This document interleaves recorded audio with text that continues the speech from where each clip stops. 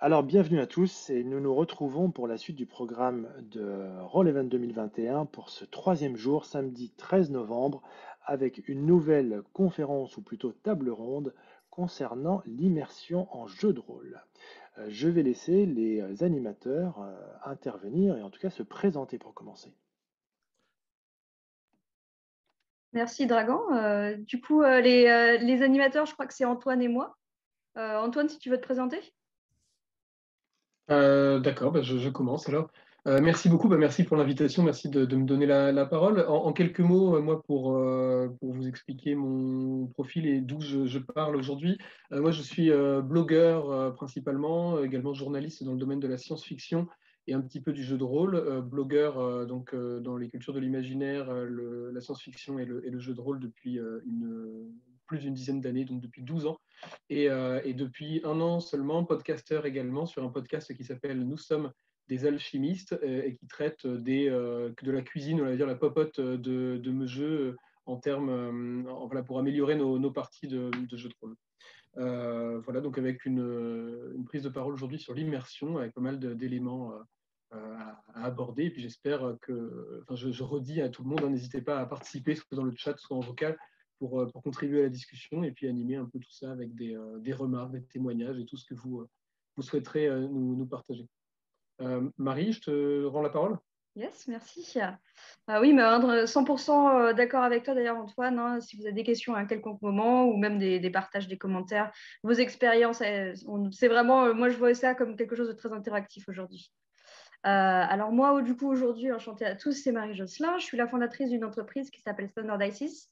Je suis basée en Écosse, sur la magnifique ville d'Édimbourg, et je suis pro game master, donc maître du jeu professionnel. Dans ce cadre-là, en fait, j'ai fondé mon entreprise où on fait du JDR dans des lieux d'exception. Donc, on va louer des châteaux, on va louer des anciennes caves maçonniques, on va louer vraiment tout un espace, en fait, et créer derrière de vrais packages vacances autour de ça. On fait également des activités annexes au JDR, mais plus simplement axées autour de l'immersion, dans une ancienne close, c'est-à-dire une ancienne rue qui a été perdue après le grand feu d'Édimbourg et qu'on a retrouvée récemment. Et donc, nous, ce qu'on fait, c'est par exemple des ateliers potions chocolat chaud, des ateliers d'alchimie, des ateliers fabrication de baguettes magiques, ce genre de choses. Donc, je suis là aujourd'hui pour partager un peu ce que nous, on a mis en place en termes d'activités et d'outils d'immersion pour créer ces séjours-là. Aujourd'hui, du coup, ce que je vous propose, c'est d'axer un peu nos discussions autour de deux grands axes. Le premier axe, c'est comment est-ce qu'on crée une expérience sensorielle, une expérience d'immersion. Et le deuxième axe, c'est comment est-ce qu'on crée une connexion émotionnelle pour les participants et les joueurs. Dans le premier, autour de l'expérience, je pensais parler de l'espace, je pensais parler de tout ce qui était props, tout ce qui était outils un peu pour théâtraliser le moment JDR. Et derrière, parler simplement comment est-ce que vous pouvez, avec vos joueurs, simplement en discutant avec eux, créer cet espace d'immersion. Là-dessus, là encore, n'hésitez pas à un quelconque moment à partager vos expériences et vos retours, hein. D'abord, pour parler tout bêtement de l'espace, moi je pense que l'immersion, c'est beaucoup de choses simplement qui jouent sur les cinq sens. Des choses que l'on voit, des choses que l'on goûte, que l'on sent, etc. Rien qu'à rentrer, par exemple, tout bête, pour donner un exemple, nous on fait un jeu qui est le Queen of Ben Nevis, qui se passe où les gens sont pris dans une tourmente en pleine vraiment tempête des neiges en un sens. Et on commence le jeu en ayant une température de l'espace assez basse, en ayant toutes les lumières qui sont éteintes et en ayant juste une petite lampe qui fait une lumière bleutée qui clignote en un sens. Et si on voit que le groupe est un peu ouvert à ça et voire même un peu chaud, on va un step plus loin et on leur propose de laisser la main, de glisser leurs mains en fait dans un bucket d'ice. Et comme ça, direct, ça pose le décor. Il fait froid, vous n'en pouvez plus et vous pouvez, laissez-vous emporter par l'aventure, quoi. On joue du coup sur tout ce qui est température, sur tout ce qui est lumière, sur tout ce qui est espace, bien entendu. Hein. Ça aide d'avoir un château, mais bon, pas forcément. Hein. Rien que dans un salon avec les lumières tamisées, 2-3 LED, ça peut mettre une sacrée ambiance.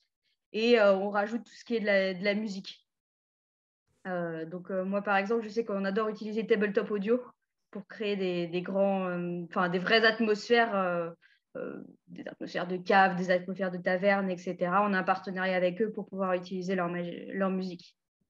Antoine, toi, de ton côté, comment est-ce que tu utilises un peu l'espace pour créer toute cette ambiance-là?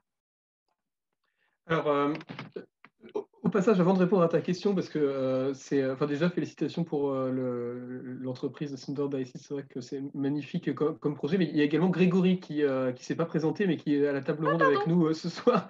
Donc voilà, je l'introduis maintenant pour pas qu'on se lance trop vite sans lui. Grégory, si tu veux te présenter. Oui. Donc, bonsoir. Donc, je suis invisible et sinon, pour ma part, je suis auteur de jeu et je pense qu'on m'a demandé de participer à cette table ronde parce que j'ai beaucoup fait jouer un scénario qui s'appelle La Piscine et qui est énormément basé sur l'immersion et parce que j'ai travaillé aussi ce problème dans certains jeux sur lesquels j'ai participé dans les conseils OMJ, ce genre de choses. Donc, je sais que je participe à cette table ronde depuis hier soir. Et cet après-midi, en écoutant les autres tables rondes, j'ai pris quelques notes. Donc, je verrai pour relancer avec ce que j'ai pu noter, puis pour interagir à ce que vous avez pu préparer, vous, déjà bien à l'avance. Voilà. Alors peut-être, du coup, je réponds à la question de Marie, et puis si tu veux après réagir, ou si tu veux toi-même répondre comme tu veux dès maintenant. Non, parce que pour la peine, comme j'étais en train de discuter avec toi du fait que j'étais animateur en privé, je n'ai pas entendu la question, en fait. Du coup, la question, ça portait sur les effets, on va dire, d'immersion, enfin, ce qu'on peut appeler les effets sensoriels, sensitifs, tout ce qui est... Alors, moi, donc, le jeu de rôle que je pratique, il est assez différent des expériences beaucoup plus complètes que tu fais, Marie, et que tu proposes dans le cadre pro. Moi, c'est des expériences de jeu de rôle sur table beaucoup plus basiques, hein, si on veut, c'est-à-dire une table, des gens autour de la table, un écran, enfin, ou pas d'ailleurs, de meneurs, et puis un jeu avec, voilà, comme à mon avis, la plupart des parties qui peuvent être jouées ici ou là de JDR. En fait, pour moi, cette question de créer une expérience qui soit mémorable autant que possible, parce que tout est une expérience, après elle peut être plus ou moins fade et intéressante à jouer, et puis aussi donc, touchante, on va dire, au niveau émotionnel. Pour créer une expérience, il y a donc ces effets sensitifs, mais en fait, en amont de ces effets-là, parce que moi j'utilise concrètement de la lumière, des bougies, de la musique, beaucoup, je prends une grosse attention à mes playlists, etc. Et on y reviendra à n'en pas douter. Mais pour moi, il y a vraiment une question en fait, que j'ai mis longtemps à comprendre autour de l'immersion en jeu de rôle, et je pratique le jeu de rôle depuis 16 ou 17 ans maintenant, j'ai un peu perdu le compte, mais un truc que j'ai compris depuis 1 an ou 2 seulement, c'est qu'en fait, on peut créer le jeu de rôle comme une expérience, on va dire, envoyée verticalement depuis au-dessus, c'est-à-dire de la part du meneur ou de la meneuse, on va dire meugeux pour être épicène, et donc, voilà, comme une expérience qui arrive un peu comme une sorte de one-man show, c'est ce qu'on appelle jouer en performance unilatérale, hein, si je reprends un terme peut-être un peu théorique, mais qui a été popularisé dans le web rôliste francophone par la blogueuse Eugénie, sur son superbe blog Je ne suis pas MJ, mais, donc si vous ne connaissez pas, je vous le conseille chaleureusement. Le jeu en performance unilatérale, c'est l'idée qu'il y a quelqu'un, en l'occurrence le meneur ou la meneuse, qui va vraiment produire une sorte de spectacle à la destination de sa table et des participants. C'est peut-être, Marie, plus dans cette démarche-là que vous vous situez dans le cadre d'une prestation. Enfin, tu nous en parleras sans doute, mais dans le cadre d'une prestation d'autant plus payante, dans lequel finalement tes clients vont venir participer à un truc. Ils s'attendent sans doute à des efforts qui soient mis de votre part dans le cadre de cette partie ou de cet atelier. Alors que, enfin, du coup, on peut voir ça donc comme une forme de performance unilatérale, ou alors comme une performance collective. Et donc, cette immersion, c'est-à-dire le fait de créer une expérience immersive en jeu de rôle, ça peut aussi se prévoir en amont, c'est-à-dire dans l'idée de se co-responsabiliser sur la partie, de se donner collectivement la possibilité, et puis aussi le droit de contribuer à l'immersion. Et donc, les effets qu'on va mettre en scène ne vont pas être l'apanage à ce titre-là uniquement du meneur ou de la meneuse, c'est-à-dire les bougies, les musiques, etc., mais également les bruits, les descriptions un peu différentes de tout ça vont pouvoir être partagées et puis finalement créer collectivement, quoi. Voilà, même si le meneur ou la meneuse garde garde ce rôle assez important qui est de donner le ton et puis d'envoyer un peu des premières impulsions pour donner une sorte de tonalité générale en disant bah voilà, ça va être premier degré ou alors au contraire un peu déconnant ou ça va être ça peut être un peu horrifique ou au contraire très rigolo ou ainsi de suite, quoi. Donc voilà en fait ma première impression sur cette idée. Excellent, ça. Je suis complètement d'accord avec toi, Antoine, hein. Je pense que ça revient même à la définition de base du jeu de rôle. Le jeu de rôle, c'est pas du théâtre, c'est pas des acteurs et avec des spectateurs passifs en un sens. C'est une histoire qui est co-construite entre le meneur de jeu et les participants. Du coup, toute l'approche de l'immersion, c'est pas seulement le meneur de jeu, c'est vraiment comment est-ce que les joueurs vont s'intégrer à l'expérience. Ce qui ne veut pas dire que même si les joueurs font pas les voix, mettent pas les costumes, etc., ils ne sont pas en immersion. Mais ça fait rentrer dans l'histoire et vouloir s'ouvrir en un sens à jouer un personnage, c'est aussi quelque chose qui doit être fait des deux côtés en un sens, hein, et qui est un contrat de confiance mutuelle pour pas juger, pour être dans un safe space et pour laisser aux gens la possibilité de s'exprimer. Grégory, de ton côté, du coup, tu vois ça comment? Alors moi, c'est bien parce qu'en fait, je me place un peu à mi-chemin, c'est-à-dire que donc déjà, je fais jouer essentiellement en convention, plus un petit groupe chez moi, mais donc des inconnus, et dans des ambiances qui ne sont pas forcément propices à l'immersion, qui peuvent être bruyantes, etc. Même si dès que j'ai le moyen de m'isoler dans une pièce à part, dans une alcôve, quand on a des conventions dans les châteaux, la première chose que je fais, c'est d'aller voir les caves et ce genre de choses. Donc, en fait, il y a un peu des deux. C'est-à-dire, il y a le côté, je vais devoir poser l'ambiance, je vais devoir forcer l'ambiance malgré l'environnement. Et parfois, malgré certains joueurs, ça peut arriver, qui ne vont pas comprendre ce qui se passe ou qui ont des façons de jouer qui sont habituelles, etc. Donc, je vais avoir ce côté descendant de maître de jeu à l'ancienne qui pose quelque chose. Et ce que je vais faire en parallèle, donc c'est un petit peu descendant, mais c'est plutôt, alors là, carrément presque de la manipulation, c'est que je vais mettre en place tout un tas de petits outils et de réflexes qui vont amener les joueurs à prendre ma place et à créer l'animation autour de la partie, sachant qu'en général, sur mes parties, il y a des moments où je vais me mettre en retrait, voire même m'absenter de la table, tout en surveillant la table. C'est-à-dire, je vais me mettre dans un rôle d'observateur, mais je vais me lever de la table, je vais être un peu plus loin. Ils vont jouer sans moi, ils ne vont même pas s'apercevoir que je ne suis pas là, parce que j'aurais mis en place tout un tas de petits outils dans ce sens-là. Juste avant de continuer, juste pour dire ce que pour moi c'est l'immersion et ce que j'en ai compris, ça, si on parle de la même chose, puisque pour moi l'immersion, la meilleure façon de le décrire, c'est quand il y a quelqu'un de la sauce, par exemple, qui organise la convention, qui arrive avec une cafetière et qui demande aux gens s'ils veulent boire un café. Les joueurs se retournent et ne comprennent pas qui est cette personne, ce qu'elle fait là et pourquoi elle arrive là. C'est-à-dire, ils étaient dans le jeu et là, tout d'un coup, il y a quelqu'un d'extérieur qui arrive avec une cafetière et ils ne savent pas. C'est bizarre, hein, qu'est-ce qui se passe? Ils se réveillent de la partie. Ils étaient en train de rêver, pas de dormir, mais de rêver.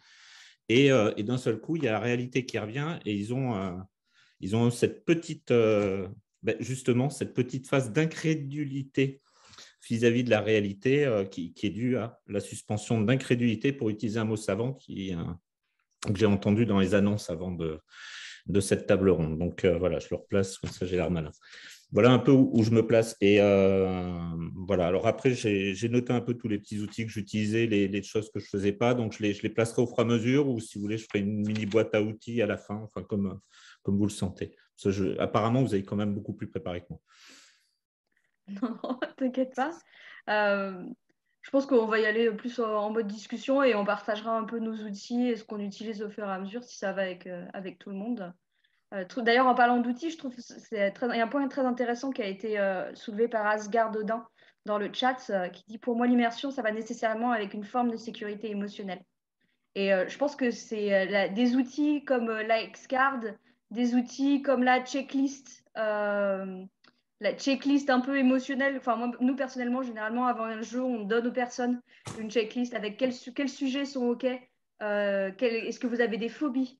À quel point vous êtes OK qu'on traite des sujets autour de la mort, de la torture, des sujets autour simplement du flirt, enfin, ce genre de choses, juste pour comprendre les limites de chacun, c'est vraiment essentiel à l'immersion.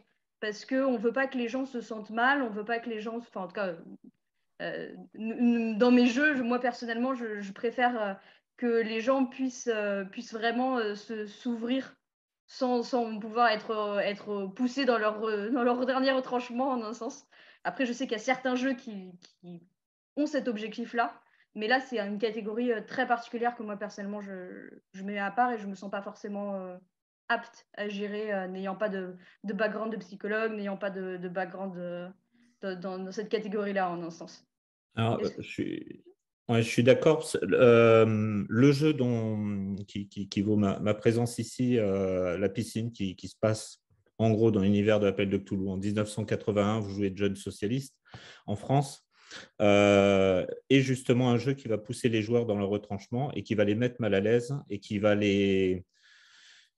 amener des réactions émotionnelles très fortes chez eux.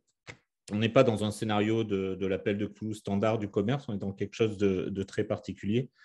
Et alors, pour ma part, je n'utilise pas la X-Card, mais si un des joueurs un jour me l'a demandé, je n'aurais aucun souci à l'avoir sur la table. J'ai d'autres mécaniques que j'ai mises en place avec le temps et finalement, la X-Card serait redondante avec ces mécaniques. Je sais que systématiquement, déjà pour ce scénario-là particulier qui est violent, déjà je vais mettre une limite d'âge. On a parlé dans une autre table ronde précédemment, aujourd'hui. Donc peut-être on ne va pas non plus faire 1 heure sur ça, je ne sais pas.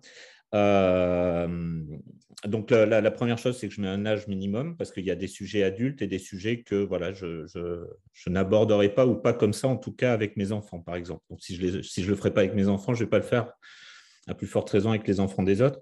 Et je prends chaque joueur à part parce qu'il y a des sujets qui sont vraiment particuliers pour voir s'ils sont touchés ou pas par ces sujets. On va parler de la perte d'un frère ou d'une sœur, de choses dans ce genre-là, de sujets intimes. Et bon, voilà, si vous venez de perdre votre frère ou votre sœur la semaine précédente, vous n'allez pas passer un bon moment et ça ne sera pas parce que le jeu fait que vous passez un mauvais moment, ça sera parce que vous êtes vous et que vous avez votre histoire. Donc, je fais attention à ça. De même, dans ma façon de mettre de l'immersion, je vais être amené souvent à toucher les joueurs. Alors, pas les toucher pour leur faire des jump scares, genre bouh, t'as peur, mais à prendre une main, à toucher une épaule, ce genre de choses.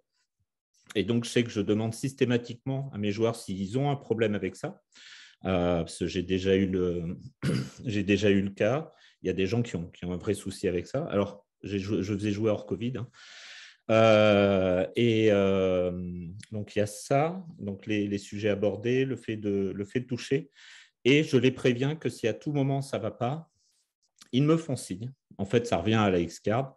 Et je pense que enfin pour moi, c'est un avis tout à fait personnel, c'est mieux que la X-Card, c'est-à-dire que la personne va me faire son signe. Moi, je vais le percevoir parce que je suis toujours en train enfin, j'essaye en permanence de regarder mes joueurs et elle ne va pas s'exposer au jugement des autres joueurs. C'est-à-dire, en gros, vous avez peur des araignées, vous prenez la X-Card au moment où il y a les araignées, tout le monde sait que vous avez peur des araignées, il y a à moitié de personnes qui vont vous dire « Ouais, non, mais surtout en convention, on parle de gens qui ne se connaissent pas. Ah, c'est bon, c'est qu'une araignée, c'est de l'imagination, etc. » C'est le problème que moi j'ai avec la X-Card. Alors, si vous me faites un signe, moi je dis « Hop, pause cigarette ». On fait une pause cigarette. Je vois avec la personne ce que c'était. Est-ce que c'était l'araignée? Non, c'était le fait que l'araignée soit sur un bol en faïence. Bon, mais ok, tu as un problème avec les bols en faïence. Ce n'est pas un souci. Je retire le bol en faïence, j'en parle plus. Ou alors, tu peux, si tu veux, t'en aller. Puis, j'adapte ça dans le scénario. C'est comme tu veux. Donc, j'ai ces défenses-là par rapport au thème du scénario. Et puis après, oui, je surveille mes joueurs en permanence, sachant que je vais les pousser à bout. C'est un des ressorts de cette partie et que les gens le savent en général. En tout cas, s'ils ne le savent pas, ils le savent après le petit entretien individuel, pendant lequel, en plus, je leur donne des éléments qui vont servir dans le jeu. C'est un des premiers trucs, c'est que chacun des joueurs va avoir un rôle dans le scénario. Une sorte de rôle caché, pas un rôle de traître comme on pouvait le faire dans les années 80, où de temps en temps, quand il y avait un joueur qui n'était pas habitué à la table et qui venait s'asseoir, c'était le traître. Je ne sais pas si vous avez connu, non, peut-être pas dans les années 80, vous êtes jeune, mais voilà, ils vont chacun avoir un rôle et c'est une des premières mécaniques pour que les gens se mettent dans le jeu, c'est ça. Voilà pour tout ce qui est de la protection des joueurs, on va dire. Complètement. Antoine, tu as quelque chose à rajouter du coup sur le sujet?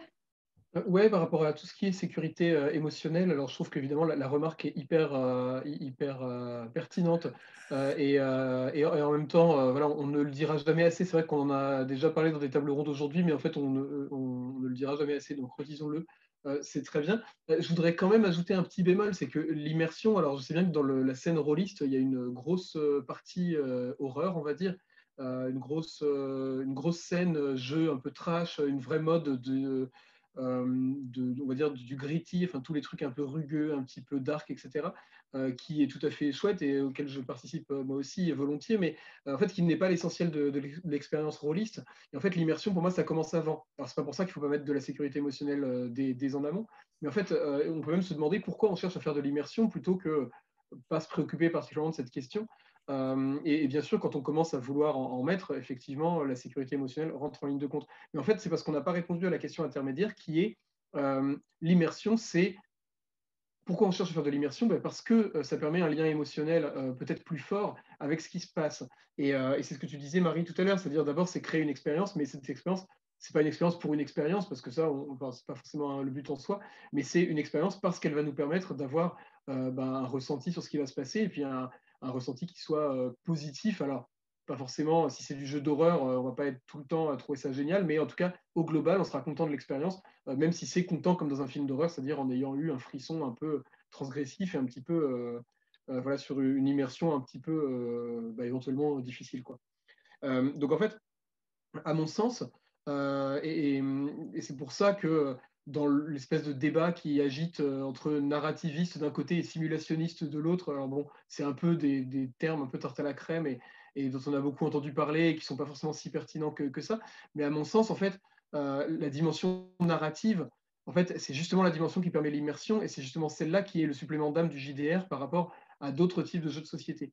Bon, après, c'est pas pour dénigrer des modes de jeu plus jeux de plateau dans le jeu de rôle, comme des Donjons et Dragons très platistes, etc., que je pratique aussi. Mais en fait, le supplément d'âme, pour moi, il se situe vraiment au niveau de l'ambiance et de l'immersion, qui fait qu'on va donner du sens à ce qui se passe. Et c'est cette notion de sens qui me paraît très importante dans l'immersion, c'est-à-dire qu'en fait, en se donnant collectivement les moyens d'enrober, on va dire, les actions purement mécaniques de la partie avec qui fait quoi, qui va où et comment résout-on l'enquête, je ne sais pas pour vous, mais moi, j'ai joué des parties de jeux de rôle innombrables. Je ne saurais pas vous raconter le détail de l'histoire un quart d'entre elles, quoi. Le détail de qui a fait quoi, de qui était le méchant à la fin et qui était l'assassin de la comtesse dans la bibliothèque avec le chandelier. J'en sais rien, je m'en rappelle plus et ça m'intéresse pas trop. Ce qui me reste, en fait, c'est les scènes marquantes, les scènes dans lesquelles il y avait vraiment quelque chose de fort qui se passait, parce que ça nous permettait de créer des moments qui étaient un peu cultes et qui sont de l'ordre du vécu et voilà, parce qu'on était justement immergé dans l'action, quoi. Donc en fait, ça c'est tout ça pour dire, en fait, pour moi, l'immersion, c'est presque le but du jeu de rôle, quoi. C'est presque la raison qui fait, en tout cas, que moi, je m'y intéresse et que mes propres parties en tant que jeu, je les travaille beaucoup sur le plan de la mise en scène, beaucoup plus que de l'histoire. Et d'ailleurs, j'ai aucun mal à télécharger des scénarios existants ou à les prendre dans les scénarios officiels des jeux auxquels je joue, parce que justement, il n'y a plus, entre guillemets, que l'immersion à faire. La structure étant donnée par le scénar, il n'y a plus qu'à faire la mise en scène et il n'y a plus qu'à faire tout l'enrobage, mais qui en fait est presque. Enfin, l'emballage est presque le plus important, quoi, si on suit cette métaphore un peu moisie. C'est ça que voilà, c'est l'emballage qui compte, quoi. Et donc, voilà. Après, ça rentre dans des questions enfin, qui sont peut-être pas pour tout de suite, mais qu'on abordera tout à l'heure sur vraiment les émotions en jeu de rôle et comment justement cette connexion émotionnelle, collectivement, on va la créer et comment on va en prendre soin pour, en fait, comme je disais tout à l'heure, vraiment en faire une co-création et en faire une œuvre, alors bon, c'est pas au sens œuvre d'art qui serait peut-être un peu prétentieux, mais au sens en tout cas, voilà, une conception collective qui permette de déboucher sur quelque chose de mémorable et puis après, est-ce qu'on fait ça pour s'en souvenir ou pour juste passer un moment, je ne sais pas, mais en tout cas de mémorable et aussi de bon sur le moment, quoi. Et donc en fait, voilà, c'est pas que, enfin, l'immersion, et c'était pour réagir à ce que tu disais, Grégory, sur ça, l'immersion, c'est pas que au niveau en fait, horrifique et au niveau des émotions un petit peu fortes qu'on peut se procurer, c'est dès le début, en fait, c'est dès le moment où on s'y voit, en fait. Et c'est très agréable d'ailleurs de jouer avec des débutants et de réussir à se dire qu'on y arrive, de faire de l'initiation de gens qui n'ont jamais fait de jeu de rôle. Et Marie, je pense que tu connais ça très bien puisque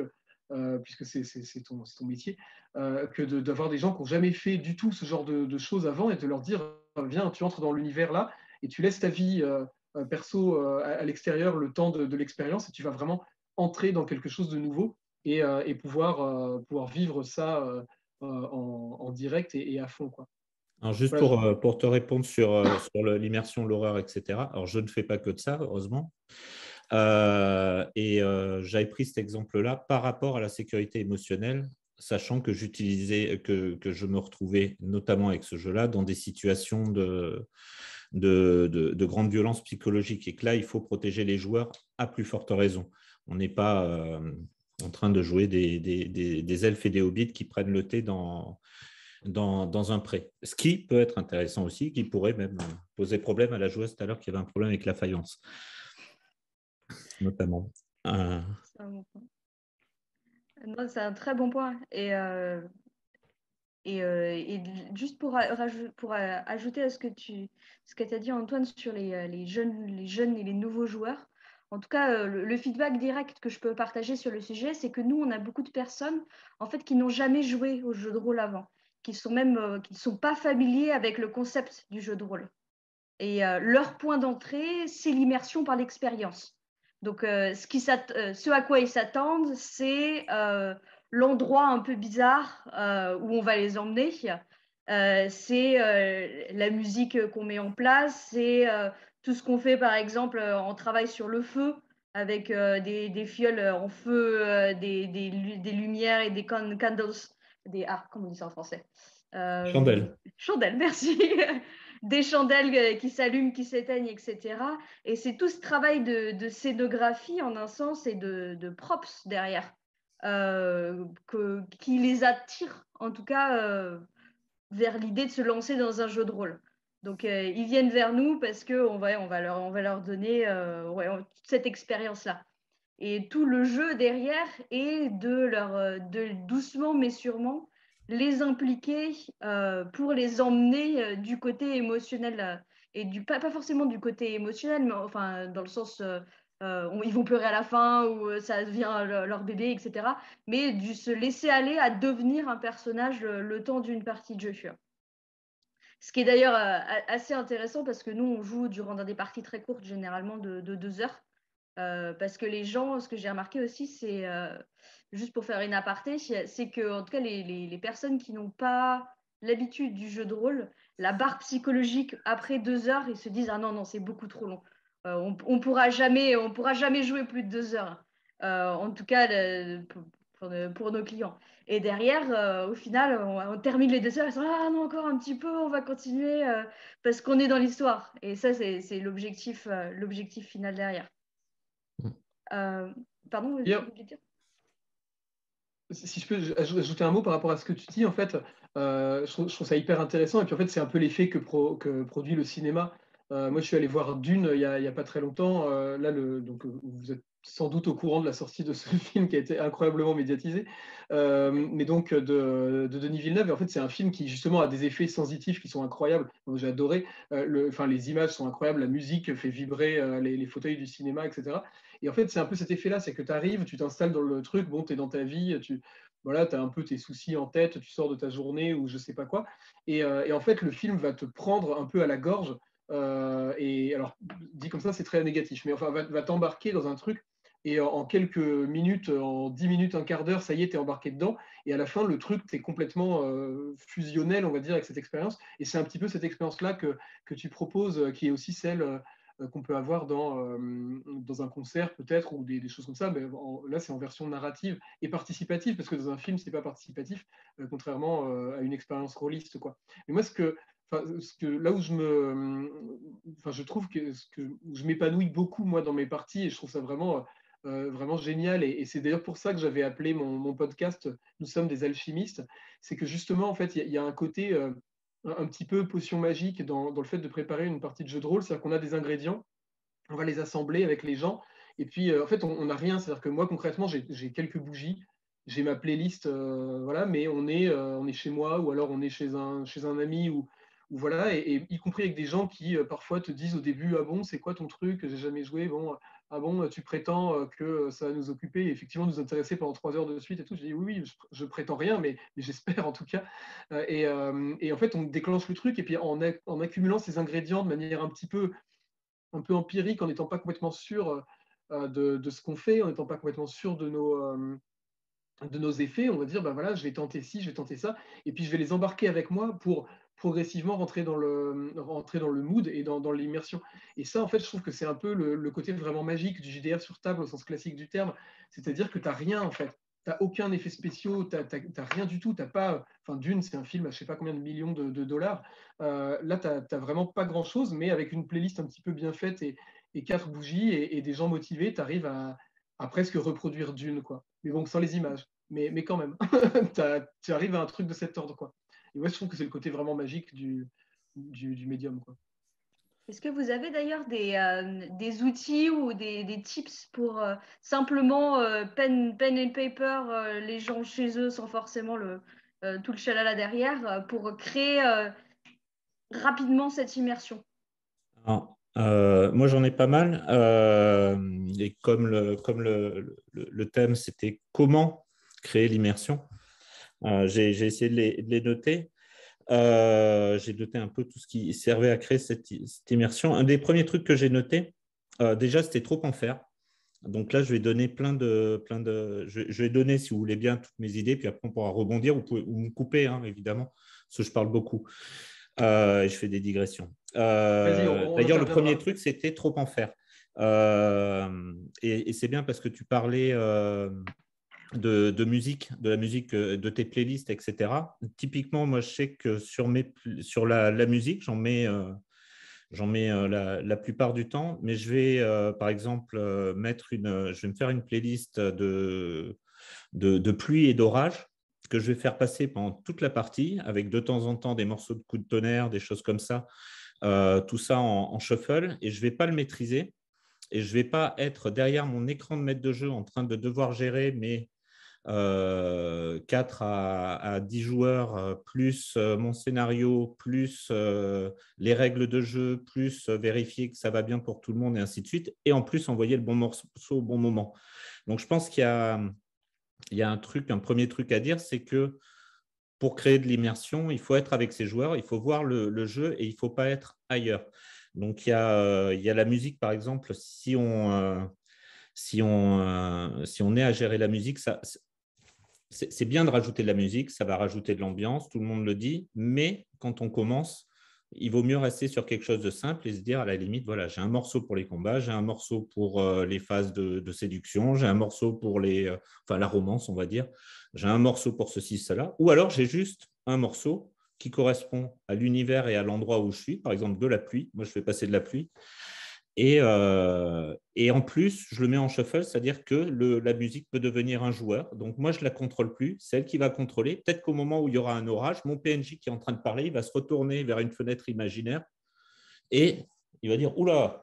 comme ça. Et donc, il va intégrer cette musique qui était en fond sonore. Tout le monde l'a entendu, tout le monde réagit, tout le monde sait qu'il regarde le tonnerre et le personnage devient encore plus réel puisque, au lieu de dire « Et soudain, il y a la foudre qui tombe », ben là, je vais attendre que la foudre tombe vraiment dans le jeu pour venir. Donc ça, c'est une première astuce. Pareil pour tout ce qui est bougies, éléments de décoration sur la table et ainsi de suite. Alors attention, j'imagine que Marie, tu as toute une équipe derrière toi, qu'il n'y a pas une seule personne qui gère le château, les invités et toute la décoration et tout ça. Mais on est... Et donc, ça a des effets, des nécessités différentes. Mais je sais que voilà, pareil sur la table, on peut mettre des objets, on peut mettre des choses, mais au bout d'un moment, par exemple, les bougies, faut voir avec qui on joue. Si on fait une initiation avec les gamins, ils vont très rapidement s'amuser à faire des boules de bougies, et éventuellement, il y en a un qui va faire tomber la bougie, l'autre qui va faire ce genre de choses. Donc ça, c'était sur trop en faire, ces deux exemples. Après, il y a un truc qui est important pour moi, c'est le problème des règles, et voire même du scénario déjà écrit. Donc là, c'est dans le générique, et ça va être l'immersion, en fait, pour moi, l'immersion des règles dans le jeu va forcément casser un peu l'immersion, sauf dans certains cas qu'on pourrait voir après. Mais en gros, à partir du moment où vous décrivez toute une scène et puis que là, vous dites lance un dé, hop, la personne sort de sa scène, cherche le dé. Si c'est un nouveau joueur, elle va chercher quel est le bon dé. Il y a le joueur d'à côté qui va s'agacer, qui va dire mais non, c'est celui-là, etc. Et ils ne sont plus du tout sur les canaux de Venise en train de tirer sur des agents secrets ennemis. Ils sont d'un seul coup sur la table en train de chercher le D12 pour le différencier du D20. Du coup, sur ce point, est-ce que je peux me permettre une parenthèse? Ouais. Je te coupe, excuse-moi, mais tu nous avais donné l'autorisation de te couper. Oui, mais vas-y.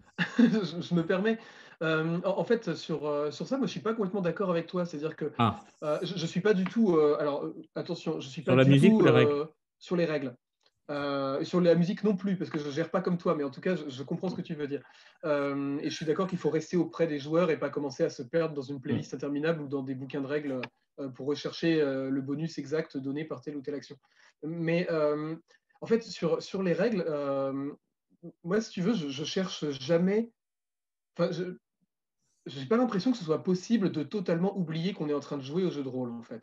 Et donc, alors peut-être ça l'est, mais en tout cas, moi, j'ai l'impression que, en tout cas, c'est pas ce que je recherche. C'est-à-dire que quand je suis joueur ou quand je suis meugeux, j'ai toujours conscience d'être joueur ou d'être meugeux, d'être autour d'une table, en train de manger des chips et d'avoir effectivement la bougie au milieu et puis d'être. Enfin, tu vois, jamais je me perds au point de me confondre réellement avec la fiction à ce point-là, quoi. Et donc, dans ce cas-là, il faut pas que les règles viennent phagocyter et pourrir le jeu en incrustant en cassant le rythme et tout ça. C'est une question de rythme beaucoup, en fait. Mais par contre, jeter un jet de dés peut être très, très immersif. Par exemple, ça nous arrive, ça nous est sans doute toutes et tous arrivé de jeter un dé et puis d'avoir les hurlements de toute la table sur les résultats. Alors, soit parce qu'on a fait un 1, soit parce qu'on a fait un 20, soit parce qu'on a fait un 10 ou un 100 naturel selon le jeu auquel on joue. Mais voilà, les fameux échecs critiques ou les réussites critiques, c'est un truc qui est hyper marquant. Et si on s'en fout, si le truc passe comme ça et personne réagit, c'est qu'effectivement l'immersion est sans doute pas terrible, voire inexistante.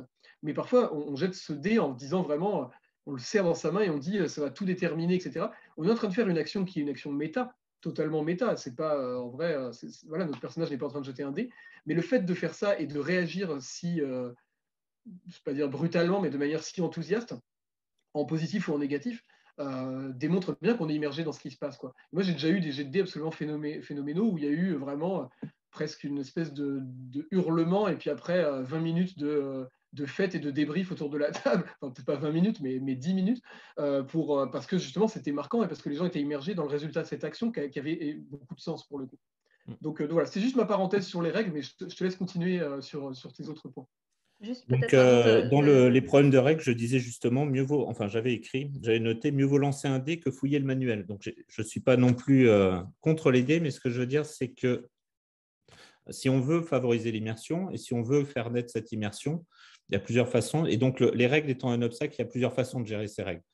La première façon, c'est par exemple ce que je fais avec ma campagne d'aventure en Terre du Milieu. C'est des joueurs qui ne connaissent pas le jeu. Moi-même, je ne le connais pas. On le découvre au fur et à mesure. Et donc, dans les premières parties, on a surtout travailler sur les règles du jeu, parce qu'il y a tout un tas de petites règles qui sont sympathiques, et de façon à pouvoir les oublier ensuite et ne pas se retrouver à chercher sur sa feuille de perso où est telle information.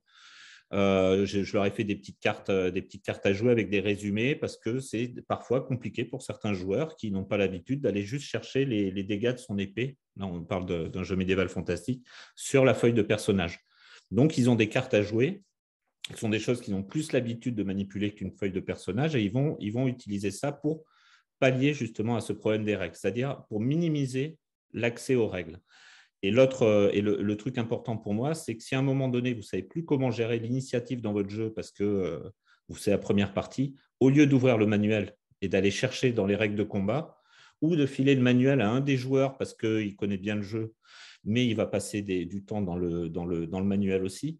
Vous dites que pour cette fois, c'est un des 6, celui qui fait le plus gros réussit, et puis voilà, c'est le premier, puis les autres suivent dans le sens des aiguilles d'une montre ou n'importe quoi. Vous improvisez quelque chose de très rapide, quitte au début de la partie suivante à dire, bon, j'ai relu les règles d'initiative, en fait, c'est un des 20 plus le modificateur de dextérité, puis on fera comme ça maintenant, éventuellement.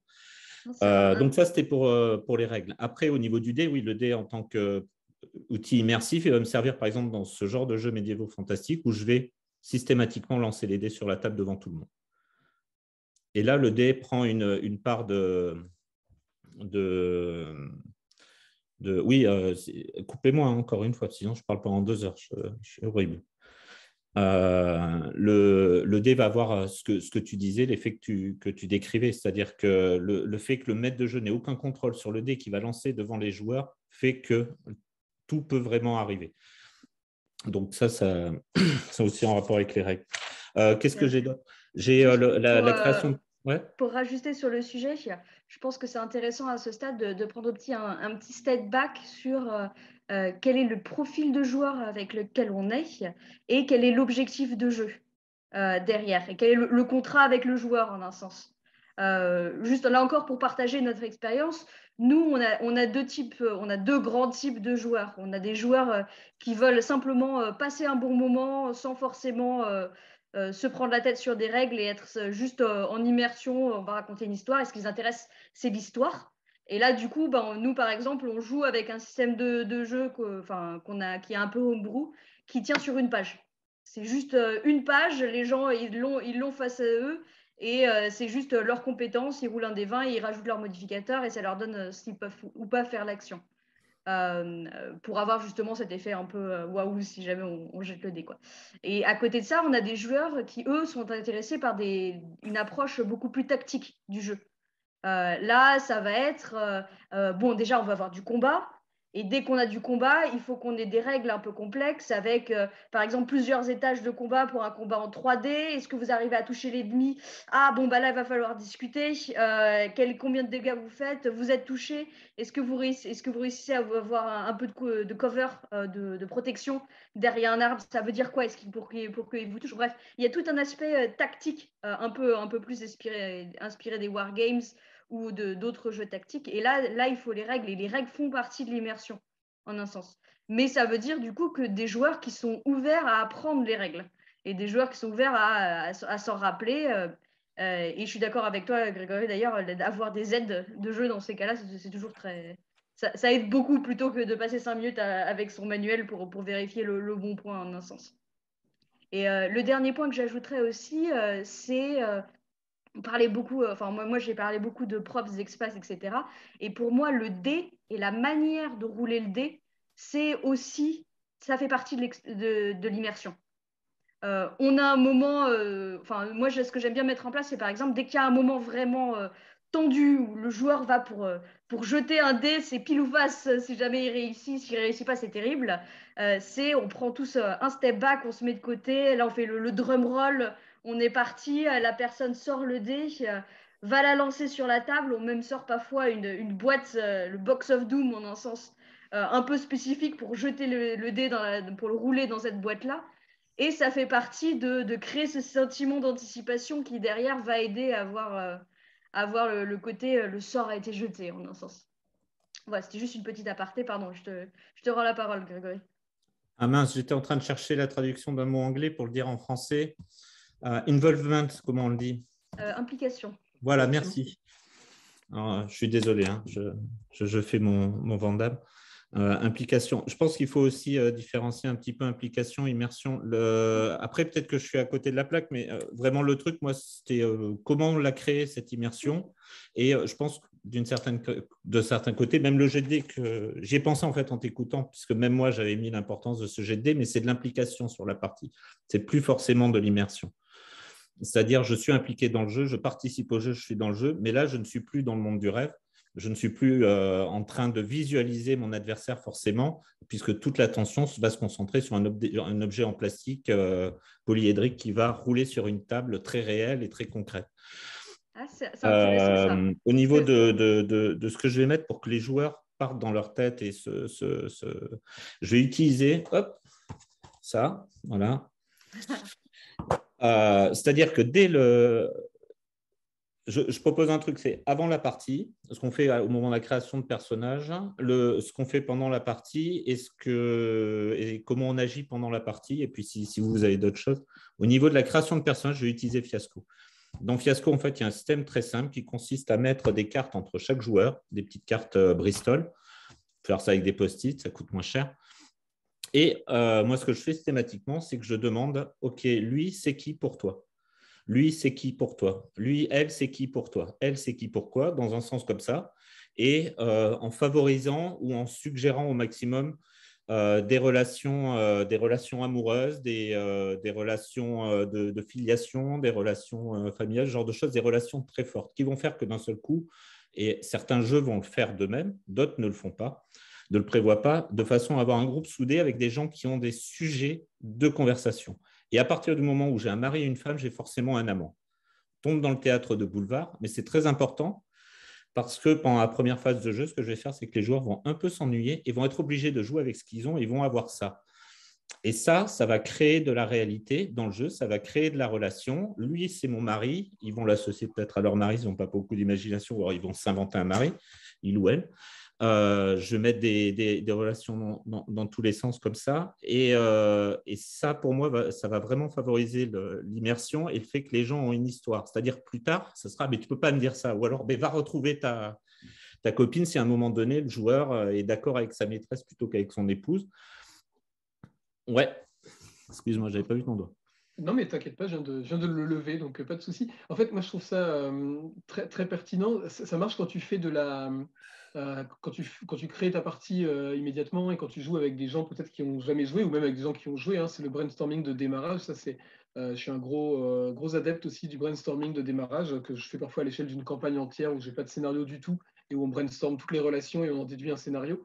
Je le fais actuellement depuis. Bon, avec le Covid, ça fait plus d'un an, mais bon, c'est parce qu'on joue rarement. Bon, bref, mais en tout cas, je suis un gros défenseur de ça. En fait, tu peux pas l'appliquer sur une campagne plus longue et si tu, ou alors j'ai mal compris. Si tu fais ta campagne depuis plusieurs mois et puis là, c'est parti, c'est la séance, l'épisode 10 ou je sais pas quoi, et tu rejoins, enfin, les gens se rejoignent et ils sont en train de papoter, ils se donnent des nouvelles et tout, et tu dis bon, allez, c'est parti, on lance la partie.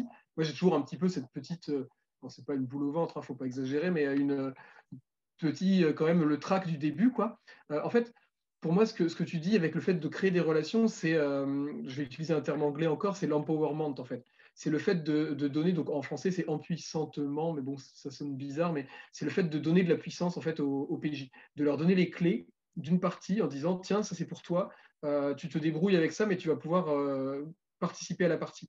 Et en fait, cet empowerment-là, ce que je trouve super intéressant, moi, je le fais un peu dans l'autre sens par rapport à ce que tu disais, c'est-à-dire que toi, tu commences vraiment à plat en filant à tout le monde la possibilité de co-créer des éléments. Tu peux aussi le faire différemment, c'est-à-dire, typiquement, moi, quand je joue avec des débutants en initiation, ce que je fais assez souvent, et que je sais bien qu'il ne faut pas que j'attende grand-chose de leur part, c'est pas négatif, mais ils n'ont jamais joué, ils savent pas du tout. Souvent, ils arrivent un peu comme au spectacle, avec un peu d'appréhension eux-mêmes, parce qu'ils savent pas trop à quelle sauce ils vont être mangés.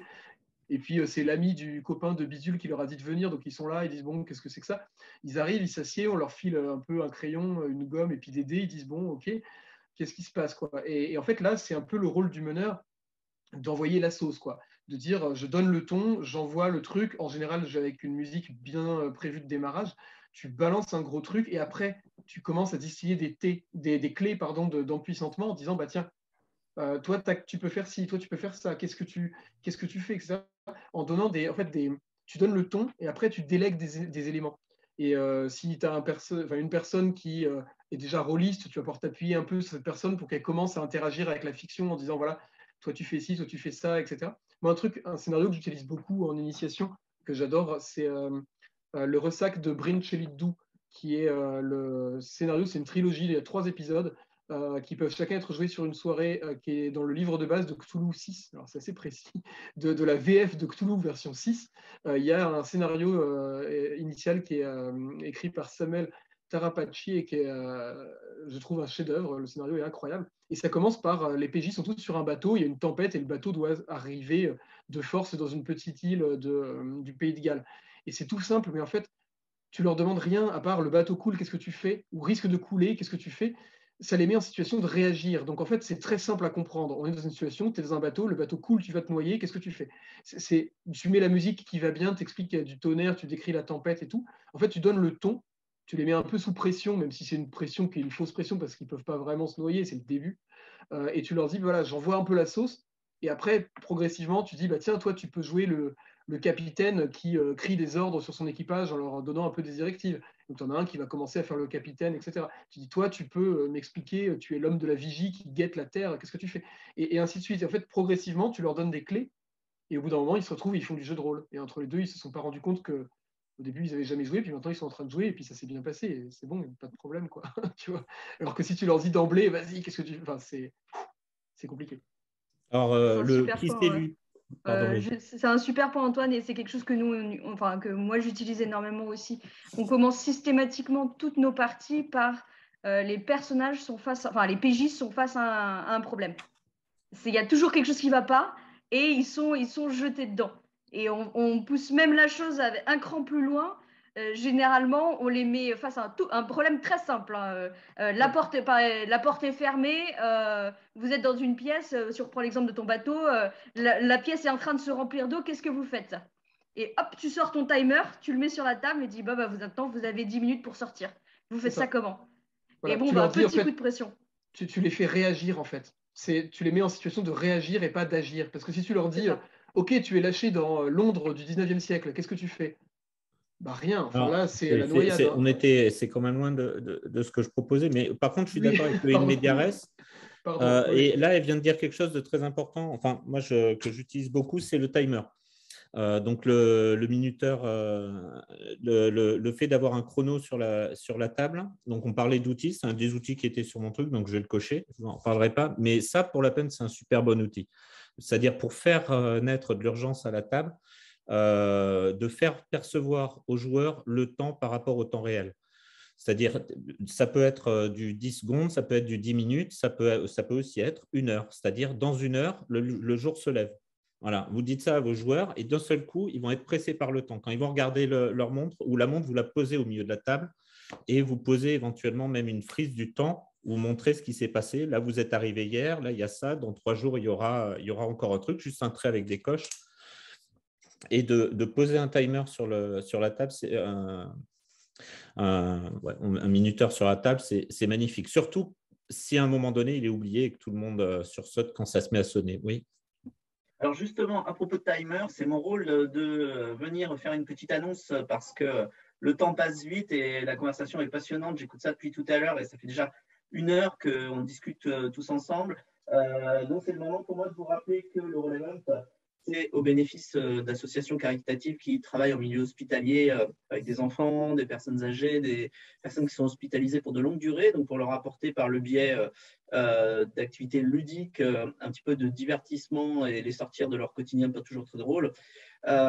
Cette année, les bénéficiaires, c'est les Blues Roses pour la France, la Fondation Théodora pour la Suisse et Hopi Clown pour la Belgique. Vous pouvez aller sur la page d'accueil du Relevant, vous avez un petit onglet en haut à droite pour faire un don. Vous pouvez aussi passer sur la boutique solidaire qui vous vend des goodies qui ont été testés pendant 1 an et qui sont qualitatifs, qui sont siglés Relevant. Et puis, vous rappelez aussi qu'il y a une loterie et que, bien entendu, l'intégralité des choses à gagner sont des lots qui sont fournis par les partenaires du Relevant. Et enfin, vous dire que si vous appréciez les vidéos du Relevant, si vous appréciez les parties filmées, les tables rondes, les masterclass et toutes les animations, eh bien, vous pouvez faire un don libre en choisissant l'association que vous souhaitez. Et l'ensemble des dons sera transmis bien évidemment aux bénéficiaires. Il n'y a pas de petits dons. C'est une question qui revient souvent. Vous faites à la mesure de vos moyens. Si vous n'avez pas les moyens, vous pouvez très bien simplement profiter du Relevant et ne rien donner. Il n'y a pas de jugement là-dessus. Et puis, si vous voulez donner ne serait-ce qu'1 ou 2 euros, c'est déjà très bien. On a de nombreux visiteurs, hein. On a des pics de visiteurs uniques à plus de 2000 visiteurs par jour. Donc, c'est vraiment très sympa toute cette mobilisation. Voilà, je vous laisse continuer cette conversation sur l'immersion. Désolé pour la petite rupture de suspension temporaire d'incrédulité là, que je viens d'introduire. Je vous redonne la parole pour l'immersion. Pas de problème. Pour ajouter d'ailleurs, si donnez, il y a d'autres Nolos et ça vient de chez nous. Donc si vous voulez l'expérience complète, lâchez-vous. J'ai été voir le site des Blues Roses parce que c'est l'association française et que voilà, et j'ai regardé ce qu'ils font et c'est vraiment très chouette quand on voit comment ils vont dans les hôpitaux, mais aussi dans les EHPAD. C'est-à-dire on voit souvent les gens qui vont dans les hôpitaux pour s'occuper des enfants, ce qui est quelque chose de très sexy. Mais on les voit aussi aller dans des EHPAD, s'occuper des personnes âgées et ainsi de suite. Et bon, c'est sympa aussi à les voir. J'ai pas eu de mal à faire mon petit don rien qu'après avoir vu cette vidéo, tellement ces gens sont formidables de ce que j'ai pu en voir sur Internet. Oui, bon, j'ai ce vieux réflexe qu'on a tous après les histoires de certaines associations contre le cancer, d'aller vérifier un petit peu avant à qui on donne des sous et si ça a l'air bien. Et franchement, ça a l'air très, très bien. C'est une parenthèse aussi comme ça. J'ai pas été voir les deux autres assos, c'est juste que j'avais pas le temps parce que je voulais écouter Antoine sur un autre sujet, sur une autre conférence. C'est ta faute, Antoine, si j'ai pas été voir les clowns et les autres. Attention. Je plaide coupable. En tout cas, merci David pour le rappel. Et puis merci pour l'orga aussi, parce que c'est une orga assez titanesque. Et donc bravo pour tout ça.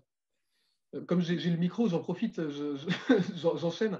On disait tout à l'heure, on parlait donc un petit peu des outils et puis de ce qu'on pouvait mettre en place pour l'immersion dans nos parties de jeux de rôle. En fait, ce que je disais tout à l'heure, quand je disais que j'oublie jamais le fait que je suis en train de jouer à du jeu de rôle, c'est le fait de constater qu'il y a le monde de la fiction et puis il y a le monde méta, c'est-à-dire entre guillemets le vrai monde au-dessus. Même si on sait bien sûr que nos parties sont des vrais mondes, mais voilà, il y a les deux strates qui cohabitent en continu. Et je pense que ce qui peut beaucoup aider l'immersion, c'est de mettre le méta, qu'on ne peut pas gommer complètement, le mettre au service de l'immersion plutôt qu'essayer de le gommer en faisant comme si on n'était pas une bande de potes assis autour d'une table ou en train de vivre une expérience immersive dans un château hanté. Mais l'idée, en fait, c'est comment on fait pour utiliser le décor, tout ce qu'on a autour de nous et le fait qu'on se connaît, enfin, ou qu'on ne se connaît pas d'ailleurs, et c'est plus ou moins facile. C'est-à-dire que quand on est dans un château hanté, ou pas hanté d'ailleurs, mais dans un château ou un monument historique, éclairé peut-être avec des torches ou je ne sais quoi, en train de manger la nourriture de l'époque. Alors moi, j'avais fait de la bière au beurre en suivant une recette pour jouer un jeu de rôle Harry Potter. Alors c'était extrêmement écœurant, mais bon, enfin, on avait fait l'effort en tout cas de faire de la bière au beurre. C'était atroce, enfin, vraiment dégueu, mais bon, l'intention était là. Mais ce que je veux dire, c'est que on peut faire la cuisine, on peut faire tout le truc et tout. On gommera jamais le fait qu'on n'est pas nos personnages. On est des joueurs et des joueuses en train de jouer ces personnages. Maintenant, on peut se motiver collectivement à se donner un peu des clés, à se donner des bribes de levier d'action sur la fiction pour permettre cette immersion. Et moi, j'ai déjà assisté à des parties où j'étais PJ et j'étais très impressionné par le fait que parfois, il y avait des PJ autour de la table qui s'emparaient à la volée de certains PNJ. C'est-à-dire que le meneur était en train de faire des scènes et de décrire, je ne sais pas, le sergent de la garde locale du guet de telle ou telle ville qui était en train d'intervenir sur je ne sais quelle intervention. Et comme cette scène ne concernait pas tous les PJ autour de la table, mais seulement 2-3, et ben, l'un de ceux qui n'était pas directement dans la scène s'emparait immédiatement du sergent-chef ou je ne sais pas quoi pour le jouer. Et il le jouait bien, en fait, parce qu'on était tous suffisamment immergés pour ne pas tenter d'utiliser ce PNJ à notre avantage en essayant de gratter des avantages ou je ne sais quoi, mais en fait, on était juste à fond dedans, on était en train de créer collectivement une interaction, en l'occurrence avec ce type. Et donc, on pouvait le jouer comme ça à la volée et puis se le passer, etc. Et en fait, on pouvait se répartir des rôles plus ou moins importants. Certains faisaient simplement les bruitages. Alors moi, j'ai joué j'ai joué la poule pendant X temps, pas trop longtemps, hein, mais j'ai fait des côte-côte en arrière-plan dans un patelin où c'était un peu la basse-cour, etc. Ne serait-ce que pour enrober un petit peu l'interaction qu'étaient en train d'avoir mes camarades. C'est-à-dire que je n'étais pas moi-même au premier plan, mais je faisais soit la pluie, soit les gouttes qui tombent et qui résonnent dans la grotte, ou les craquements du feu. Et en fait, si on est 4 ou 5 à faire un peu ça, en attendant notre tour, bah, c'est peut-être un peu plus immersif et c'est plus aussi impliquant pour tout le monde. Ça nous permet de suivre ce qui se passe, ça nous permet d'écouter, d'avoir un mini-rôle dont on pourrait se dispenser. La poule n'est pas vraiment indispensable, mais c'est un petit peu plus impliquant que de, par exemple, être sur son portable à jouer à Candy Crush ou je sais pas quoi, en attendant que ce soit notre tour de parler. Et donc moi je trouve que c'est pas mal en fait de dire, soit de le faire soi-même en tant que PJ, soit en tant que jeu, de dire bah tiens toi t'as qu'à jouer. Enfin, voilà, je commence à faire une scène, vous êtes 2 et puis il y en a 3 qui sont inoccupés parce que leurs personnages sont pas là. Bah, le temps qu'on revienne à leur perso, on va dire bah, vous 3 vous allez jouer d'autres PNJ un peu subsidiaires mais qui se trouvent là quand même quoi. Comme ça vous n'êtes jamais inoccupés et vous participez. Ce que tu dis est hyper important pour moi. S'il y a un truc que je déteste en partie et que je ne fais quasiment jamais, sauf dans mes petites apartés en tout début de partie sur la piscine, c'est mettre des joueurs à l'écart. C'est-à-dire il n'y a rien de pire, et c'est quelque chose qui est là et qui était dans tous les manuels de jeu, enfin dans tous les articles de magazines des années 80. C'est un peu comme le G caché et ce genre de choses. C'est prenez un joueur à part pour lui faire vivre la scène. En gros, quand tu vas prendre ton joueur à part, tu vas avoir tous tes autres joueurs qui vont rester tout seuls à la table. Donc, avec un peu de chance, ils continuent dans leur rôle, mais sinon, ils vont commencer à se demander ce qu'ils ont fait le week-end dernier ou ce qu'ils vont faire le week-end prochain. C'est le premier truc. 2, quand ton joueur va revenir, pour peu que tu sois, ça se passe souvent ce genre de choses dans du jeu d'enquête malgré tout. Le joueur, il revient, il a appris plein d'infos, mais il en a oublié la moitié, ce qui est normal. C'est émetteur, récepteur, ce genre de choses sur la communication. On n'émet pas tout ce qu'on veut, l'autre reçoit encore moins. Et quand on le rebalance, il y en a encore moins. Donc, il y a de l'info qui est perdue. Donc, ça gêne le jeu. Et finalement, ça n'apporte rien quand tu y réfléchis bien. Et alors, dans le même esprit que ce dont tu parles, j'ai plusieurs éléments. J'ai un premier truc. Ça, c'est ce gros truc-là. C'est les 2 premiers chapitres des masques de Nyarlathotep en aide de jeu. Et pour parler d'immersion et parce qu'on parle de prendre des joueurs à part et autres, ce que je prépare en général, c'est ce genre de feuilles. Alors, lisez pas tout le texte. Mais ça, par exemple, c'est les renseignements de Faraz Najir. Donc, si vous allez le voir, et là-dessus, qu'est-ce que j'ai mis? J'ai mis les infos qui étaient dans le manuel, dans le manuel de la campagne. Je les ai mises à la première personne comme si c'était Faraz Najir qui parlait, c'est-à-dire au lieu qui est marqué Faraz va dire que Roger Carlyle a fait ceci. Là, il y a marqué Roger Carlyle faisait cela. Et c'est directement à la première personne, ce qui veut dire que quand je vais jeter un coup d'œil, je n'ai pas de problème d'interprétation. C'est écrit en gros, etc. Et cette feuille sur mon système, elle est en double. Ce qui veut dire qu'à la fin de l'interview avec Faraz Najir, toutes ces infos, je les ai faites passer. Je déchire ma feuille et je la donne aux joueurs. Le petit côté rigolo, c'est qu'on peut aussi faire, pour les jeux qui demandent à poser des questions, une deuxième feuille qui s'appelle les autres renseignements de Faraz Najir. Ce qui est super amusant quand vous avez une campagne et puis qu'au bout de 6 ou 7 scénarios, vous donnez la première feuille, les autres renseignements d'eux, et que les joueurs se disent mince, il faut peut-être qu'on aille revoir les gars, enfin, etc. Ça a aussi un autre avantage, c'est que ça sort aussi de la réalité, même de prendre des notes, quoi qu'on puisse la prendre. Et le dernier truc par rapport au fait de prendre un joueur à l'écart, quand on en a la possibilité, si on est dans une chambre d'étudiants, c'est un peu compliqué, mais si là, par exemple, j'ai ma table de jeu et puis j'ai mon salon qui est juste à côté avec mon canapé. Ce que je vais faire éventuellement, c'est que si le PNJ reçoit les joueurs, je vais sortir de la table de jeu. Et l'immersion, ça peut aussi se faire comme ça parfois, c'est-à-dire sortir de la table de jeu, aller se déplacer au canapé, dire installez-vous, prenez place dans les fauteuils, puis là, d'un seul coup, tu fais les trucs. Et c'est là que, par exemple, tu peux prendre un de tes joueurs qui n'était pas là, tu dis toi, tu es le majordome, tu nous apportes les boissons. Et il va jouer le majordome, il va entendre les infos. Et plus tard, s'il est un peu novice, il pourra dire non, mais il nous a dit ça alors qu'il n'y était pas. S'il est novice, on s'en fiche. Je veux dire, le fait d'arrêter de lui dire non, tu ne peux pas dire ça parce que tu n'y étais pas, ça va finalement casser le jeu, ça va casser le rythme. On un tout petit peu parler du rythme pour les débuts in media res, mais c'est important aussi. Mais par contre, il va pouvoir dire, s'il est un peu plus expérimenté, au joueur qui a oublié qu'il avait eu cette information, dis-moi, est-ce qu'il ne t'a pas parlé de ça, au fait? Ah si, c'est vrai, il m'a dit que, et l'info revient. Et ça évite de la perte en ligne, ça évite que les joueurs s'ennuient, et ça évite d'avoir des joueurs qui ne font rien autour de la table. Récemment, au niveau de l'immersion aussi, il y a l'immersion des joueurs. Pour l'immersion des joueurs qui ne sont pas là, alors ça, je n'avais jamais fait, c'est venu en partie il y a 3 semaines. J'avais un de mes joueurs qui n'était pas avec les autres joueurs, donc il était à la table quand même, il écoutait, mais il n'était pas là. Et en fait, il ne jouait pas. Il regardait, il prenait des notes parce que c'est celui en plus qui d'habitude écrit le résumé de partie, parce qu'il aime bien ça. Et à un moment donné, j'ai eu cette idée que je partage avec vous, c'est que de temps en temps, je disais, alors il s'appelle Bossure, mais si Bossure était là, qu'est-ce qu'il vous dirait? Et là, le joueur de Bossure pouvait entrer dans le jeu et du coup s'immerger un peu plus dans la partie puisqu'il suivait. Et régulièrement, dans les tours de parole, je disais, et si Bossure était là, qu'est-ce qu'il ferait, qu'est-ce qu'il dirait, et ainsi de suite. Et il pouvait donc participer. Donc là, on est de nouveau dans l'implication plus que dans l'immersion, mais les deux sont quand même liés. La preuve, c'est qu'on les a un peu mélangés.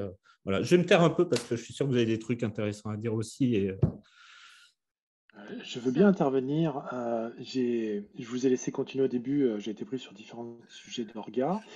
Concernant l'immersion et le fait de donner une activité aux autres joueurs de la table quand ils ne sont pas présents dans la scène, ça, c'est vraiment très cool à faire. Alors, merci Antoine pour l'idée des bruitages. C'est original et puis ça doit être assez amusant à faire. Moi, ce que je fais sur ma table, c'est que je fais des scénettes qui va concerner un personnage et je donne aux autres joueurs et joueuses quelqu'un de son environnement. Et du coup, les autres joueurs et joueuses qui ont toujours plein d'idées, qui permettent d'avoir en plus des tas d'idées que le MJ n'a pas, donc j'ai une scène qui me vient en tête. Un repas de famille d'un des PJ qui a construit son background dans lequel il y a une famille qui est assez envahissante, avec une petite sœur pas très facile qui a tendance à désobéir et à vouloir s'échapper de la maison pour consommer de la drogue et autres, une mère qui est une grenouille de bénitier, un père qui est quelqu'un qui est à la retraite, qui ne le vit pas bien et qui n'a pas envie de participer au débat. Et donc, du coup, on a eu des situations de repas, qui en plus ont été mélangées avec le repas autour de la table de jeu, IRL, qui étaient des grands moments. Et quand on pense à ça, finalement, c'est quasiment un des meilleurs souvenirs des joueurs, pas que quand ils jouent leur propre personnage, mais aussi quand ils jouent d'autres personnages qui font partie du décor. Et en plus, ils s'amusent eux-mêmes à un petit peu appuyer, à aller titiller le joueur. Et donc, de temps en temps, il y a des réclamations. Quand est-ce qu'on revoit la sœur de Wayne? Moi, j'ai tellement aimé jouer la mère. Et donc, de temps en temps, il y a des scènes où le joueur, si quelqu'un d'autre n'est pas là, ou même si un joueur est absent, et bien la mère si une joueuse est absente, elle appelle le joueur pendant la partie, lui met le truc en téléphone, et elle joue sa mère au téléphone, en train de lui faire une scène. Et donc c'est vraiment très drôle et ça crée de l'immersion et on s'amuse beaucoup. Alors je vois Antoine qui veut réagir. Moi, je trouve ça génial. Enfin, je pratique ça beaucoup, la délégation de PNJ. Et j'ajouterais un truc, c'est que, en fait, c'est super pratique pour les gens comme moi, c'est-à-dire un peu flemmards. Moi, la préparation de partie, c'est un truc que j'aime pas tellement. Enfin, je vais pas dire, hein, je passe du temps à préparer quand même et tout ça, mais en vrai, ça m'amuse pas trop. Moi, j'aime bien avoir quelques bribes et puis, enfin, de plus en plus, hein, plus qu'avant parce que je me sens plus à l'aise en impro et donc j'aime bien avoir plus des bribes et puis jouer un peu en même temps que mes PJ qui eux improvisent tout. Et je vois pas pourquoi moi, en tant que meneur, je pourrais pas aussi tout improviser. Et donc en fait, déléguer, ça permet de faire bosser un peu les joueurs, quoi. Et ça, c'est vachement bien parce que on leur dit, bah tiens, on va fêter. Moi, j'avais fait ça dans un jeu qui s'appelle Tu es un sorcier, qui est un jeu gratuit en plus et excellent sur l'univers de Harry Potter où on joue des enfants à Poudlard. Et c'est formidable parce que tu leur dis, bah tiens, c'est les vacances de Noël, donc chacun retourne dans sa famille pour fêter Noël, ou pas pour ceux qui doivent rester à l'internat pour X et Y raisons. Et on avait fait les fêtes de famille en faisant en fait un tour de table en disant, bah tiens, toi, tu vas me décrire comment ça se passe dans ta famille. Et puis au fur et à mesure qu'ils décrivaient, alors j'ai des parents tyranniques ou je sais pas quoi, ou au contraire, ils sont très bons enfants et tout.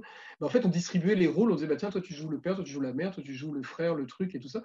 Et puis toi, tu joues le chat. Et puis, et en fait, faut pas que ça dure des heures non plus, dans le sens où jouer le chat, ou jouer les bruitages, comme c'est tout à l'heure, au bout d'un moment, bon, voilà, on s'en lasse, mais sur une scène de 20 minutes, un quart d'heure, sur une soirée qui en fait 3 ou 4 heures, ben en fait, c'est pas mal, et déjà, on reste impliqué, et ensuite, on crée des persos, quoi. Et les joueurs, ils vont créer des persos que toi, en tant que MJ, tu n'aurais pas forcément sorti de ton chapeau comme ça, ou alors ça t'aurait pris énormément de temps de prévoir 5 familles différentes pour les 5 PJ, alors que c'est pas hyper important dans ton histoire. Bah là, en fait, tu les fais bosser, et puis en l'espace d'une dizaine de minutes, ça émerge tout seul. Les gens le jouent, et ça devient parfois mémorable, quoi. Voilà, je voulais juste compléter ce que tu disais avec ce témoignage. Complètement. Je rajouterais peut-être un angle un peu différent sur le sujet aussi, qui est pour tout ce qui est enquête policière. Un peu plus avec l'angle murder party, il y a quand même la nécessité d'avoir des niveaux d'information différents entre les différents joueurs, parce que ça fait le sel de la chose en un sens. Et, euh, et dans ces cas-là, juste, en tout cas, le tips que moi j'utilise, c'est d'avoir un côté un peu escape game à côté de ça. Du coup, pendant qu'une information secrète est délivrée à un groupe de joueurs, les autres se retrouvent à aller craquer un puzzle, essayer d'ouvrir un coffre, etc. Et du coup, ça permet d'occuper un peu les temps morts pour les laisser dans l'histoire et les laisser impliqués. Et en tout cas, moi, ce lien entre le méta et le présentiel, c'est quelque chose que j'aime bien. S'il y a une tâche qu'il doit faire dans le jeu, ils la font en vrai, en un sens. S'il faut craquer un coffre enfin, en résolvant un puzzle, plutôt que leur dire voilà le puzzle, vous êtes face à un énorme coffre, des grandes boucles de métal, etc., etc. Je leur donne le coffre et je leur dis voilà le puzzle, bon courage. Et faites-le vraiment physiquement. Pareil, moment de tension, vous avez 5 minutes pour aller pousser cette petite bille à travers un trou pour faire une explosion. Donc la bille de TNT qui doit rouler pour aller vers l'explosion. Bah, je leur donne une vraie bille, je leur donne un endroit, je leur dis bah, allez c'est parti, là, ressortez votre meilleur petit jet de doigt et essayez de mettre la bille dans le trou en un sens. Et essayer d'avoir ce lien un peu vraiment physique, quoi. Ouais, c'était la petite aparté, pardon. Ok. Du coup, est-ce qu'il y aurait d'autres tips, Grégory, que tu voudrais partager? Alors, j'ai tendance à faire jouer debout et autour de la table, ou à me mettre au milieu des joueurs, ou à varier ça. Et donc, il y a les déplacements du maître de jeu autour de la table et à la table, et les déplacements des joueurs. C'est-à-dire que si je m'aperçois que dans le jeu, il y a 2 camps, par exemple, qui commencent à faire surface, par exemple, il faut qu'on aille dans cette cave et non, il ne faut pas qu'on aille dans cette cave, ou il faut qu'on aille ramasser des fleurs, non, il ne faut pas qu'on aille ramasser des fleurs, pour que quelque chose ne soit pas de l'horreur. Je vais prendre mes joueurs, je leur dis, OK, vous vous levez, toi tu vas là, toi tu te lèves, tu donnes ta place à machin, toi tu vas là, et ainsi de suite, et je vais les déplacer autour de la table, comme on parlait de les déplacer dans la pièce juste avant. De la même façon, sur une table rectangulaire, traditionnellement, et sur la plupart des dessins qui sont dans les règles de jeu, le maître de jeu est à un bout de la table. Et se mettre au milieu des joueurs, c'est pas mal. Alors là, c'est spécifique à du jeu de convention. Et à certaines parties en particulier, on reprend les trucs de la carte, parce que effectivement, un départ en in media res, ça peut être bien, mais ça dépend de ce qu'on veut faire. Si on veut faire une ambiance crescendo, parfois, c'est pas intéressant. Ce que je vais faire, c'est que je vais créer un personnage en même temps que les joueurs. Et ça marche bien en plus avec des joueurs qui sont novices, mais même avec des joueurs plus avancés. Et donc, je vais créer un des PNJ en même temps. Et je vais me mettre moi-même dans le système de cartes et je serai au milieu d'eux, c'est-à-dire je serai sur un côté large de la table. Il y a l'importance du paravent aussi, et des objets qu'on va sortir dans les moments dangereux. Typiquement, alors je vais même prendre un truc, alors ça me fait penser à autre chose. Quand j'étais à la fac, donc il y a trop longtemps, j'avais fait jouer déjà les Masques de Nyarlathotep, j'ai fait jouer plusieurs fois cette campagne, et il y avait un de mes joueurs, dès que je tendais le bras vers la chaîne stéréo, et j'allais mettre du Dead Can Dance, c'est ce qu'on mettait à l'époque, c'est le Conan de l'appel de Cthulhu de l'époque. Donc, dès que je tendais le doigt vers la touche play, il me suffisait juste de faire un geste comme ça et le joueur était paniqué. C'est-à-dire, il se sentait mal, il disait non, non, oulala, comme ça, il reculait, il mettait les mains sur la table, il était en position de tension et ça fonctionnait. Donc, il y a un exemple que je donne dans un de mes jeux, une astuce, c'est c'est le paravent. C'est-à-dire le paravent, je le garde à plat et je le sors pour les combats. Parce que pour les combats, j'en ai besoin. Et là, dès que les joueurs voient, vous commencez à manipuler votre paravent, ils se disent, oula, il y a quelque chose qui est en train de se passer. Peut-être qu'on a un peu trop mal parlé à ce PNJ, ou là, ça va friter, qu'ils l'attendent ou pas, et ça va les faire réagir. Et en fait, on est dans du… comment ça s'appelle le truc, les réflexes induits chez les chiens, tout ça. C'est du conditionnement. Ouais, du conditionnement, mais il y a la méthode russe, là, c'était… Pavlov. Merci. Voilà, on est dans ce genre de conditionnement. Et alors, je suis pas en train de… J'espère qu'on ne va pas croire que je maltraite mes joueurs, mais c'est des choses qui existent aussi dans la vraie vie. Je fais ça avec bienveillance. Mon but, ce n'est pas de les maîtriser en dehors de la table de jeu avec un paravent. Genre, paravent, ils ont peur. Mais il y a de ça fait partie des astuces. Et du coup, je ne sais plus où j'étais parti au début. Ah oui, le positionnement autour de la table. Et donc, je vais tourner autour de la table. Et en tournant autour de la table, je vais parler à mes joueurs. Et quand je vais faire des descriptions, en fait, ils vont se retrouver à se retourner, etc. Mais je vais bouger, je vais m'arrêter, je vais utiliser les objets. Ça rejoint un peu ce que tu disais, ce que vous disiez tous les deux qui sont dans la table. Je suis un bibliothécaire, je vais ouvrir une de mes bibliothèques, je vais sortir un manuel de jeu de rôle et je vais le lire. J'ai une partie où les joueurs visitent un musée hyper d'archéologie qui est pas forcément intéressant. J'ai chopé une thèse d'archéologie sur la période en question qui décrit des tonnes d'objets et qui est probablement passionnante pour des spécialistes, mais qui pour la plupart des gens, c'est juste pénible, long, laborieux. C'est pas fait pour être lu avec…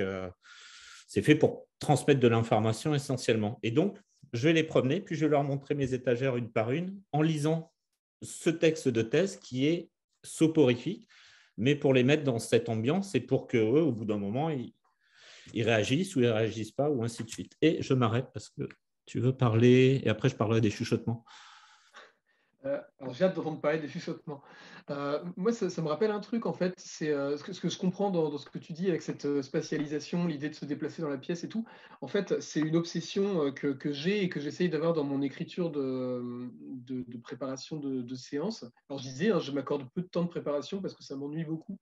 Mais du coup, j'essaye de faire que ce peu de temps, même si j'ai qu'une demi-heure ou une heure pour préparer, j'essaye de le rentabiliser au maximum pour préparer exactement ce dont j'ai besoin et pas des trucs qui vont me servir à rien et qui me mettront après en difficulté au moment du jeu. Mais en fait, moi, ce que j'en comprends, c'est que il faut absolument faire la chasse à tout élément potentiellement soporifique pour essayer de rendre tout cool, en fait. Dit comme ça paraît tout simple parce qu'on dit, bon, bah, c'est bien gentil de rendre les choses cool, mais comment on fait? Et qu'est-ce que c'est que être cool? Et en fait, bah, déjà, identifier les passages qui peuvent poser problème parce que un peu soporifiques ou parce que un petit peu, je sais pas, lents ou qui vont manquer de rythme, c'est déjà un très bon début. Moi, j'ai fait beaucoup de parties de Cthulhu et j'en ai raté beaucoup aussi. C'est-à-dire que c'était des scénarios d'enquête où ils devaient aller à la bibliothèque croiser des informations et tout ça. Et c'était vraiment compliqué. C'est-à-dire que en vrai, le scénario était hyper compliqué. En plus, ils en avaient presque… Enfin, ils en avaient une connaissance parcellaire parce qu'ils n'avaient pas toutes les infos, donc il y avait des gros trous et tout. Et après, on les lâchait en disant maintenant, tu dois trouver la suite et tout ça. Et c'était hyper compliqué. Donc ça, bon, à mon avis, il y a un problème d'écriture de scénario, mais au-delà de ça, moi, je me rendais compte que quand je regardais la séance d'après, je me disais, bon, c'est vraiment beaucoup embêté pendant cette partie, c'était vraiment chiant. Qu'est-ce qu'on va faire pour la partie suivante? Je regardais, et c'était dans mon scénar officiel, hein, qui n'était pas de ma conception, c'était marqué, bon, bah, ils vont à la bibliothèque, après, ils interrogent un vieux bibliothécaire qui leur raconte comment la sorcière de Salem, Bidule, a été, je sais pas quoi, impliquée dans un truc de Cthulhu il y a 100 ans, quoi. Et du coup, je me disais, mais en fait, c'est vraiment, ils vont aller parler à un bibliothécaire et regarder des bouquins anciens. Et en fait, c'est beaucoup trop peu rythmé et beaucoup trop chiant. Enfin, on va vraiment passer encore une séance à s'embêter. Et donc, ce que j'ai décidé à ce moment-là, et vraiment maintenant, c'est vraiment un dogme pratiquement dans ma préparation, c'est que donc on jouait à Cthulhu. Et moi, j'ai balayé de ça en me disant, bon, bah, ça ne m'intéresse pas. Le but, c'est qu'ils aient cette information, à savoir la sorcière de Salem a signé un pacte avec une espèce d'entité extraterrestre de l'appel de Cthulhu. Et ça, c'est en gros, c'est l'information qu'ils doivent retirer à la fin de la séance. Mais comment ils obtiennent cette info, c'est pas forcément en lisant un vieux bouquin.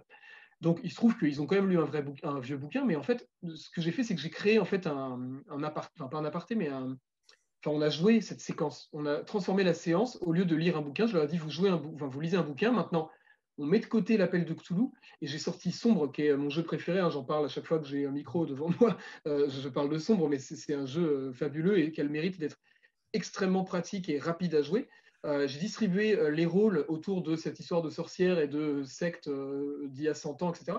Et en fait, on a joué cette séquence de la sorcière signant un pacte avec une entité bizarre. Et du coup, on s'est immergé vraiment dedans. C'est-à-dire qu'ils ont mis de côté leur personnage le temps d'une séance entière.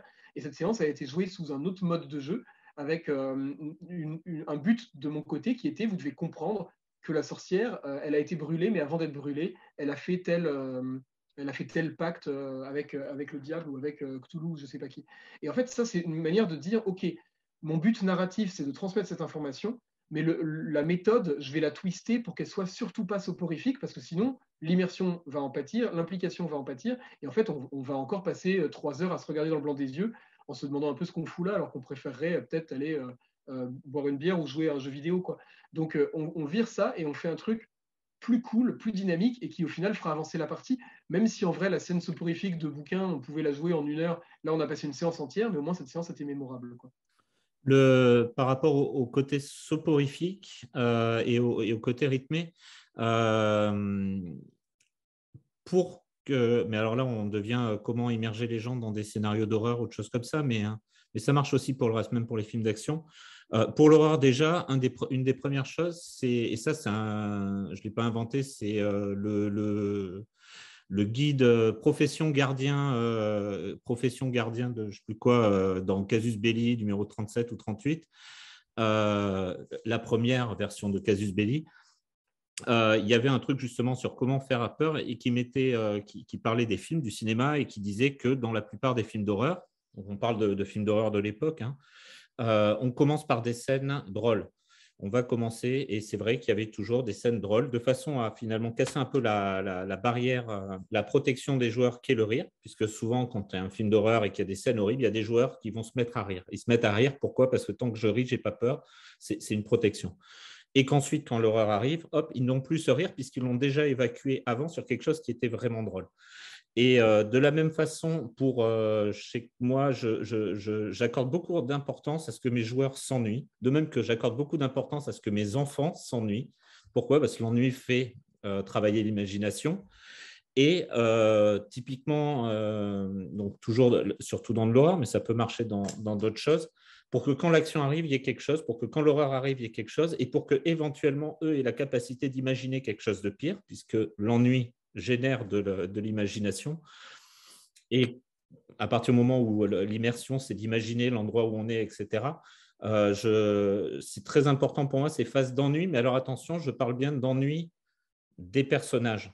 Et je pense que toi, tu parlais plus d'ennui des joueurs. C'est-à-dire que typiquement, quand je fais le tour de mon appart en montrant mes rayons de jeu de rôle et en lisant un truc complètement abscon, le but, c'est pas tant d'ennuyer les joueurs que d'ennuyer leurs personnages ou les joueurs en train d'incarner leurs personnages, sachant que pour la peine, leur but, c'était quand même de ne pas rester là et d'aller fouiller le reste du truc sans que le gardien du musée soit avec eux. Au niveau du fait de jouer d'autres personnages, comme tu le disais, donc j'aime beaucoup ton côté flashback, c'est-à-dire hop, on fait un flashback, on va dans l'histoire du livre que vous allez lire, ça c'est très très chouette. J'ai un autre truc, moi, c'est que dans les jeux où les joueurs ne sont pas faits, les personnages des joueurs ne sont pas faits pour l'action qu'on leur demande de faire. Et ça, c'est encore, franchement, l'appel de Cthulhu, c'est un très bon jeu qui a révolutionné plein de choses à son époque, et toutes ses variantes, hein, la plupart de ses variantes. Mais c'est un jeu qui est bancal sur plein de points et qu'il faut réparer comme ça. Et typiquement, on va s'introduire chez le grand méchant pour aller récupérer le fameux bouquin qu'on lira après dans ton flashback. Et sauf que là, tu as quoi? Tu as un universitaire, tu as un machin, un truc, tu as une journaliste, au milieu, tu as éventuellement un détective. C'est le seul qui serait à même d'aller là-bas. Il devrait y aller tout seul, mais les autres veulent y aller, etc. Et donc, une petite astuce que je fais par rapport à ça, c'est que généralement, je fais engager, je propose aux joueurs, je leur dis, au détective, je vais dire, toi, tu as des contacts dans le milieu de la PEC, tu peux trouver des gens qui pourraient aller cambrioler le méchant. Si le cambriolage de la maison du méchant n'est pas intéressant en termes de jeu, hop, on passe directement à la résolution et je joue le cambrioleur qui revient avec l'objet, qui essaye de magouiller. Si par contre, il y a de l'intérêt ludique, je sors les feuilles de perso des méchants. Ils ont tous une feuille de perso de malfrats et ainsi de suite. Et c'est eux qui vont jouer les méchants qui cambriolent, un peu dans l'esprit où tes joueurs jouent les sorcières qui font un pacte 200 ans plus tôt. Et là, d'un seul coup, ils ont des capacités, ils ont des skills, enfin des compétences en termes de jeu qui vont leur permettre de faire des actions qu'ils ne pourraient pas faire habituellement, et ainsi de suite. Et donc, ils vont rester dans l'ambiance au lieu d'arriver à des scènes ridicules où je l'ai eu, ça, le joueur qui essaye de grimper par-dessus la grille du musée et qui n'y arrive pas, et il fait un échec critique, il s'empale, il a la jambe percée dans le truc, il y a le gardien qui arrive avec des chiots, etc. Et finalement, on est dans la résolution directe de ce qui est en train de se passer, que les dés ont provoqué à cause de personnages inadaptés, et on oublie complètement qu'en fait, on est censé avoir peur et on se retrouve à faire un truc ridicule, qui, quand on le regarde après, ça n'aurait pas sa place sur un écran de cinéma. Donc donner des rôles comme ça, c'est bien. Et voilà, et je ne sais plus où j'en étais, mais j'ai autre chose à dire. Ah, et les props, donc les aides de jeu... Juste il faut savoir laisser jouer ses joueurs. Oui, vas-y. Peut-être juste avant qu'on parte sur le sujet, il y a deux, trois éléments qui ont été mentionnés que je trouve vraiment très intéressants et peut-être à étendre sur le sujet. Le premier, c'est cette notion d'ennui. Moi, mon approche est vraiment de générer plus que de l'ennui, de l'attente. Oui. Donc, c'est très pédantique, hein, mais c'est cette idée de pour le moment, il ne se passe rien, mais vous savez qu'il va se passer quelque chose. Et chaque minute qui passe est un degré supplémentaire de ce qui va se passer, ça va être de plus en plus terrible. Quel que soit le sujet, en un sens.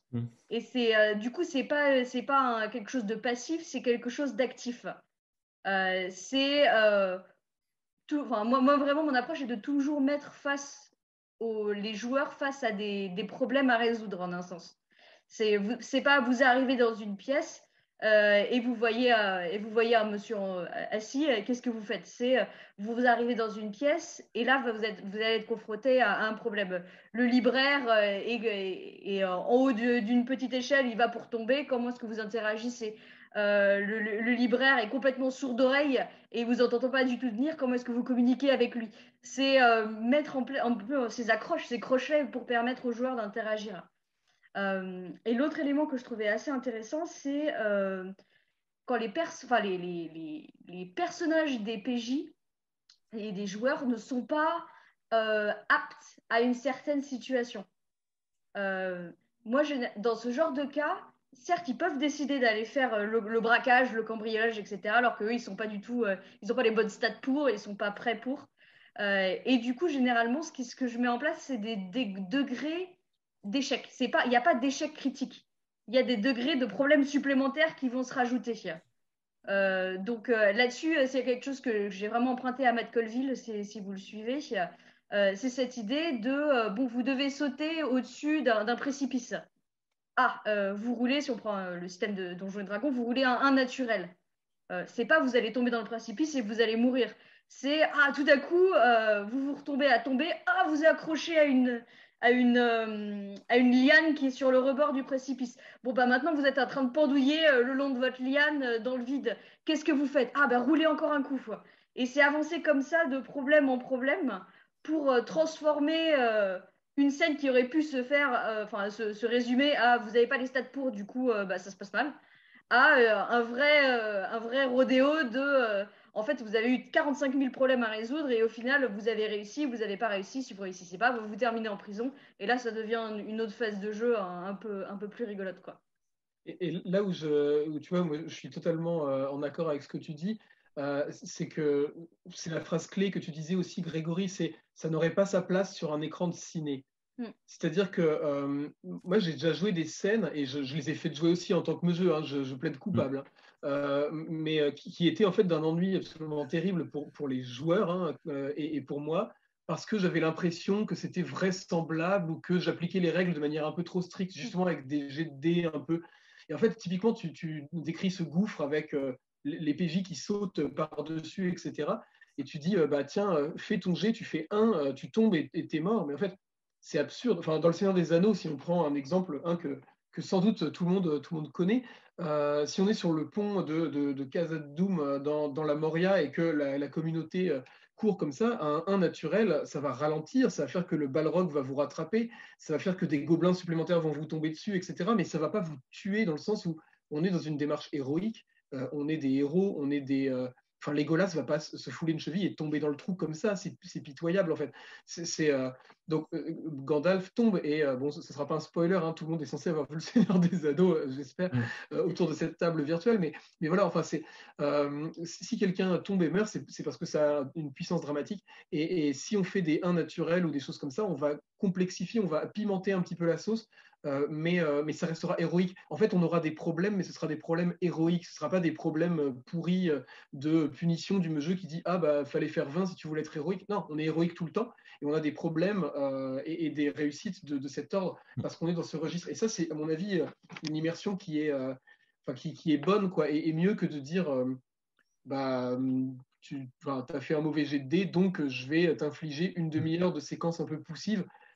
Et puis en fait, de toute façon, comme il n'y a aucun autre moyen que tu arrives de l'autre côté de ce pont, et ben, tu vas faire des jets jusqu'à ce que tu réussisses à dépasser les 25 qui sont le degré de difficulté, quoi. En fait, c'est pas du tout intéressant. Et moi, maintenant, j'ai tendance à accorder la réussite automatique sur toutes les situations où en fait le jet de dés n'apporterait rien. Et typiquement, là, je joue à 7e mer en ce moment, donc un jeu héroïque de cap et d'épée. Il y a qui est très connu, mais voilà. Mes joueurs veulent faire des tas de trucs, comme par exemple monter sur le toit pour faire une filature d'un espèce de sombre mousquetaire qui part dans les ruelles. Dans un film type Zorro ou Pirates des Caraïbes, monter sur le toit, ça prendrait 1 seconde. C'est pas, c'est même pas un enjeu, quoi. Vous pouvez vraiment être sur le toit juste en le décidant, quoi. Par contre, perdre de vue l'individu ou réussir à savoir qui il est parce qu'il porte un masque et tout, ça c'est un enjeu. Et c'est un enjeu héroïque. On va essayer de. Là, on va peut-être faire des jets et voir comment ça se déverrouille. Mais monter sur le toit et se casser la figure du haut du toit, c'est pas un enjeu héroïque. Alors, je te coupe parce qu'en fait, on frise, je crois, un autre sujet qui est le sujet de est-ce que je joue à tel jeu quand je suis les règles, est-ce que je dois suivre les règles du jeu, est-ce que j'ai vraiment le droit de tout modifier, et ainsi de suite. Tu parlais 7e mer, mais même dans… je vais faire de la pub pour un jeu qui est plus à vendre. Donc, dans Bimbo, la règle numéro 1, c'est si personne ne dit rien autour de la table, ton action réussit. Donc, si tu dis je m'envole vers le toit et que personne ne dit rien, ben c'est bon, tu t'envoles vers le toit et c'est fait. Il n'y a pas de jet de dés, donc je pense qu'on est d'accord. Mais je pense qu'il faut revenir à l'immersion et justement, dans Khazad-dûm, sur le pont, tiens, ouais, je vais passer, au lieu de passer en maître d'école, j'ai Khazad-dûm, le pont. Donc, toute la communauté est en train de courir. Tout le monde sait que les gobelins, qu'une armée de gobelins qui allait nous décimer ont fui. Donc, il y a quelque chose d'hyper puissant qui arrive, qui vient juste d'apparaître. Là, il vient de se former à partir de la fumée. Et on doit courir sur ce pont. Et si on tombe, on meurt. Et si on ne tombe pas, on ne meurt pas. Enfin, et si on tombe, on meurt. Et en plus, il y a un danger énorme. Donc, on est obligé d'avancer. Comment vous faites pour que vos joueurs se retrouvent sur ce pont et ne soient pas des tacticiens, ne soient pas en train de regarder une table Velleda ou ne soient pas en train de calculer leur bonus de déplacement, ainsi de suite?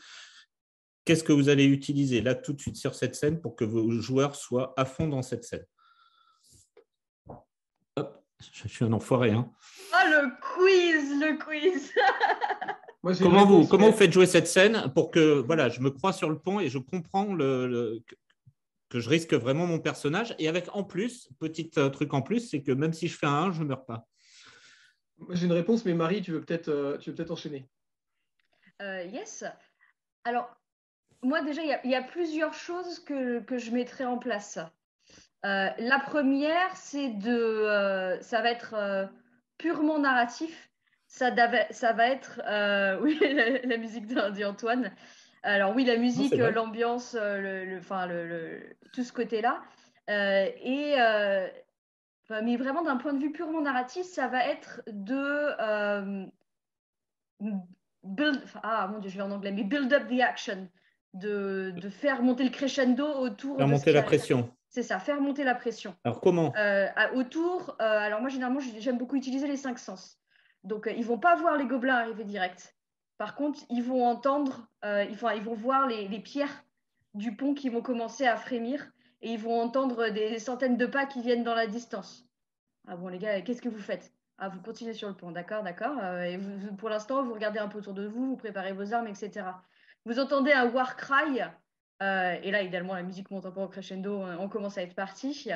Et vous avez une action, enfin, vous voyez que vous voyez les premières lueurs des épées, vous sentez cette senteur très lourde. Et enfin, bon, là, je ne veux pas vous faire toute la scène d'un bout à l'autre, mais commencez il commence à avoir des flèches. Il y a plusieurs flèches qui. D'abord, la première étape du combat, ça va être est-ce que vous arrivez à échapper aux flèches qui sont dans votre direction? La deuxième étape, ça va être ah, ils se rapprochent, est-ce que vous arrivez à fuir? La troisième étape, ça va être bon, bah là, vous rentrez en mêlée avec eux. Et ça va être le côté petit à petit faire monter la chose. Ça va être le premier axe que j'aurai derrière. Après, on en a touché aussi. Enfin, t'as mentionné ça, Grégory, je crois, un peu avant. Il y a le côté physique de la chose, on va dire. On commence à lever le paravent, on commence à rouler de plus en plus de dés. Moi, j'aime bien complètement pareil, bouger autour de la table, mettre au cœur de l'action, rapprocher le corps, impliquer les gens. Euh, ouais, c'est cet aspect-là sur lequel je jouerai. Je crois qu'il y a David qui met un point très intéressant, qui fait un Ouais, personnage sacrifié. j'allais rebondir là-dessus, parce que c'est un Mm, truc que j'utilise régulièrement. c'est clair. Mais d'abord, Antoine. Moi, sur ce passage-là, le premier truc, alors je pense au film, hein, les bouquins, je les ai lus quand j'étais ado, j'en ai pratiquement aucun souvenir. Mais pour moi, le truc qui me vient le plus immédiatement en tête, c'est d'abord la couleur rouge et après la musique. La musique du passage dans Le Seigneur des Anneaux du pont de Khazad-dûm, c'est une musique que je ne vais pas vous fredonner là, hein, parce que j'ai peur du ridicule, mais qui est absolument culte et qui est incroyable. Et donc, il y a tout un enjeu. Hein, il faudrait peut-être prévoir une table ronde entière juste sur la musique en jeu de rôle et les bruitages et tout ça, mais je balance l'idée comme ça, parce que Dragan, tu es parmi nous, sait-on jamais, pour l'année prochaine, mais voilà, enfin, c'est la musique, trouver la musique qui va bien, et en l'occurrence, si on met ça dans un jeu de rôle, ça ne doit pas être celle du Seigneur des Anneaux, parce que justement, elle est très connue, et il y a un risque de casser l'immersion en balançant des références trop connues, et donc, c'est un truc, mais mettre la musique de Star Wars ou du Seigneur des Anneaux dans une partie, c'est potentiellement problématique, quoi. Enfin, ça peut casser un peu l'immersion et les gens vont dire ah, mais ça, c'est le film. Et je dis non, non, mais attends, là, on est dans notre partie. Bon. Mais du coup, pour répondre à ta question, au-delà de la musique du visuel et puis des cinq sens, avec l'odeur peut-être un peu du balrog, alors ça sent quoi, un balrog qui approche? Je Le ne sais soufre. pas. Ouais, le soufre, ouais, ça sent le soufre. Et puis ça sent le sapin un peu aussi, a priori. Moi, en L'air fait, devient plus sec. le truc numéro un que je donnerais à mes PJ pour un truc comme ça, c'est le sentiment d'urgence, en fait. C'est le fait de vous dire, et on parlait de timer tout à l'heure, c'est vous dire, vous avez 3 rounds où vous avez 3 tours de table pour vous barrer, quoi. Et donc, premier tour de table, qui fait quoi? Ah, on court sur le pont, machin. Ok, vous êtes tous en train de courir sur le pont, dans quel ordre, etc. Bon, deuxième tour de table, il y a des flèches de gobelins qui commencent à arriver. Bon, bah moi, je contre-attaque. Bon, et au troisième, le balrog, il est là, quoi que vous ayez fait. Et du coup, les échecs critiques ou pas critiques, etc., ils vont te faire passer des tours. Et du coup, là, tu es dégoûté parce que tu voulais faire ton action. Et ben non, ton personnage, il était en train de sauter le truc, il s'est mal réceptionné, il a perdu un peu de temps et du coup, il a passé un tour et du coup, bah, tu as perdu du temps pour de vrai, tu vois. Donc, moi, en fait, il y a donc musique, sentiment d'urgence, et puis après, il y a un truc qui est plus diffus, qui est plus difficile à faire, qui est en fait très littéraire et que je voudrais vraiment aborder dans cette question de l'immersion en jeu de rôle. C'est une technique littéraire, hein, c'est de la littérature pure jus, c'est en fait l'évocation. Le fait de ne pas dire grand-chose, mais que cette chose soit rattachée à quelque chose qu'on peut s'imaginer. Parce qu'en fait, le jeu de rôle, c'est que de la parole. Et cette parole, alors on peut montrer des images, on peut mettre de la musique et tout, mais c'est quand même 99% de la parole. Et en fait, il faut que cette parole soit très puissante, c'est-à-dire très évocatrice. Si on dit c'est un pont en pierre, bon, ok, voilà, c'est un pont en pierre, tout le monde a une image en tête, alors plus ou moins grand, petit, impressionnant, etc. Mais tout le monde a un pont en pierre en tête. C'est un peu stérile, quoi. C'est pas terrible un pont en pierre. Ça donne pas grand-chose comme bille et comme bille à se mettre sous la dent, si je peux dire, même s'il faut pas manger des billes. Mais alors que si on dit c'est le pont de Khazad-dûm, Moi, je ne sais pas ce que ça veut dire, hein. Je ne suis pas du tout expert de Tolkien. Alors, il y a sans doute une explication dans un des nombreux opus de la Terre du Milieu, etc. Mais je ne sais pas ce que ça veut dire. Mais en fait, quand on regarde Le Seigneur des Anneaux, dans l'ensemble, tout est comme ça. Tout a un nom. Il y a pas une forêt gratos, quoi. C'est jamais la forêt d'à côté, quoi. Ça a toujours un nom, c'est toujours rattaché à un ensemble plus grand. Ça va être la Lorien ou je sais plus, enfin, bon, ou la Comté, ou tout. Enfin, les montagnes, c'est pareil. Le col, c'est pas un col au pif, c'est le col de Caradras. Pourquoi il s'appelle comme ça? C'est quoi Caradras? Qu'est-ce que ça veut dire?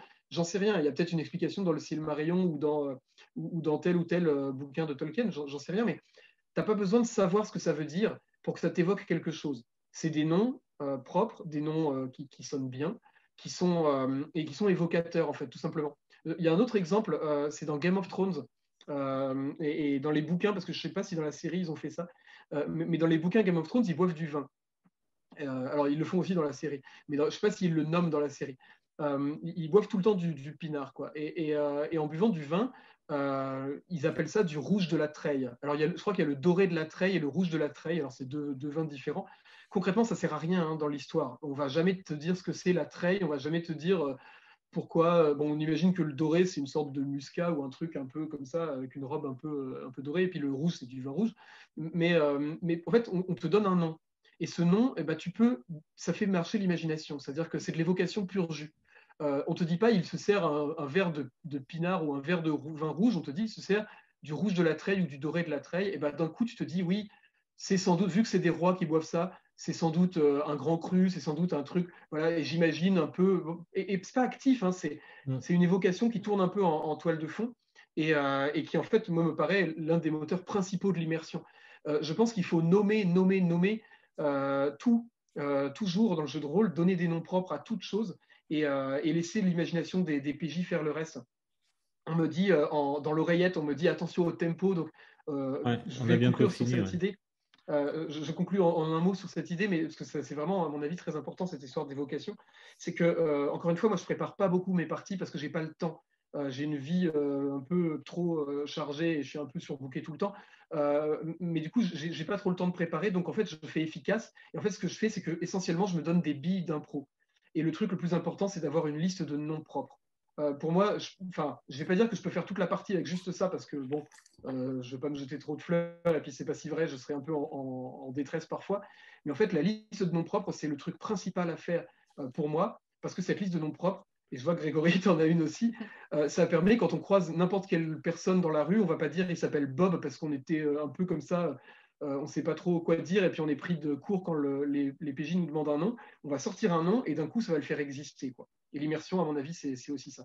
Voilà, je rends le micro, j'ai peut-être été trop long par rapport au tempo. Il y a David Robert qui parlait d'avoir un joueur qui meurt et qui est complice.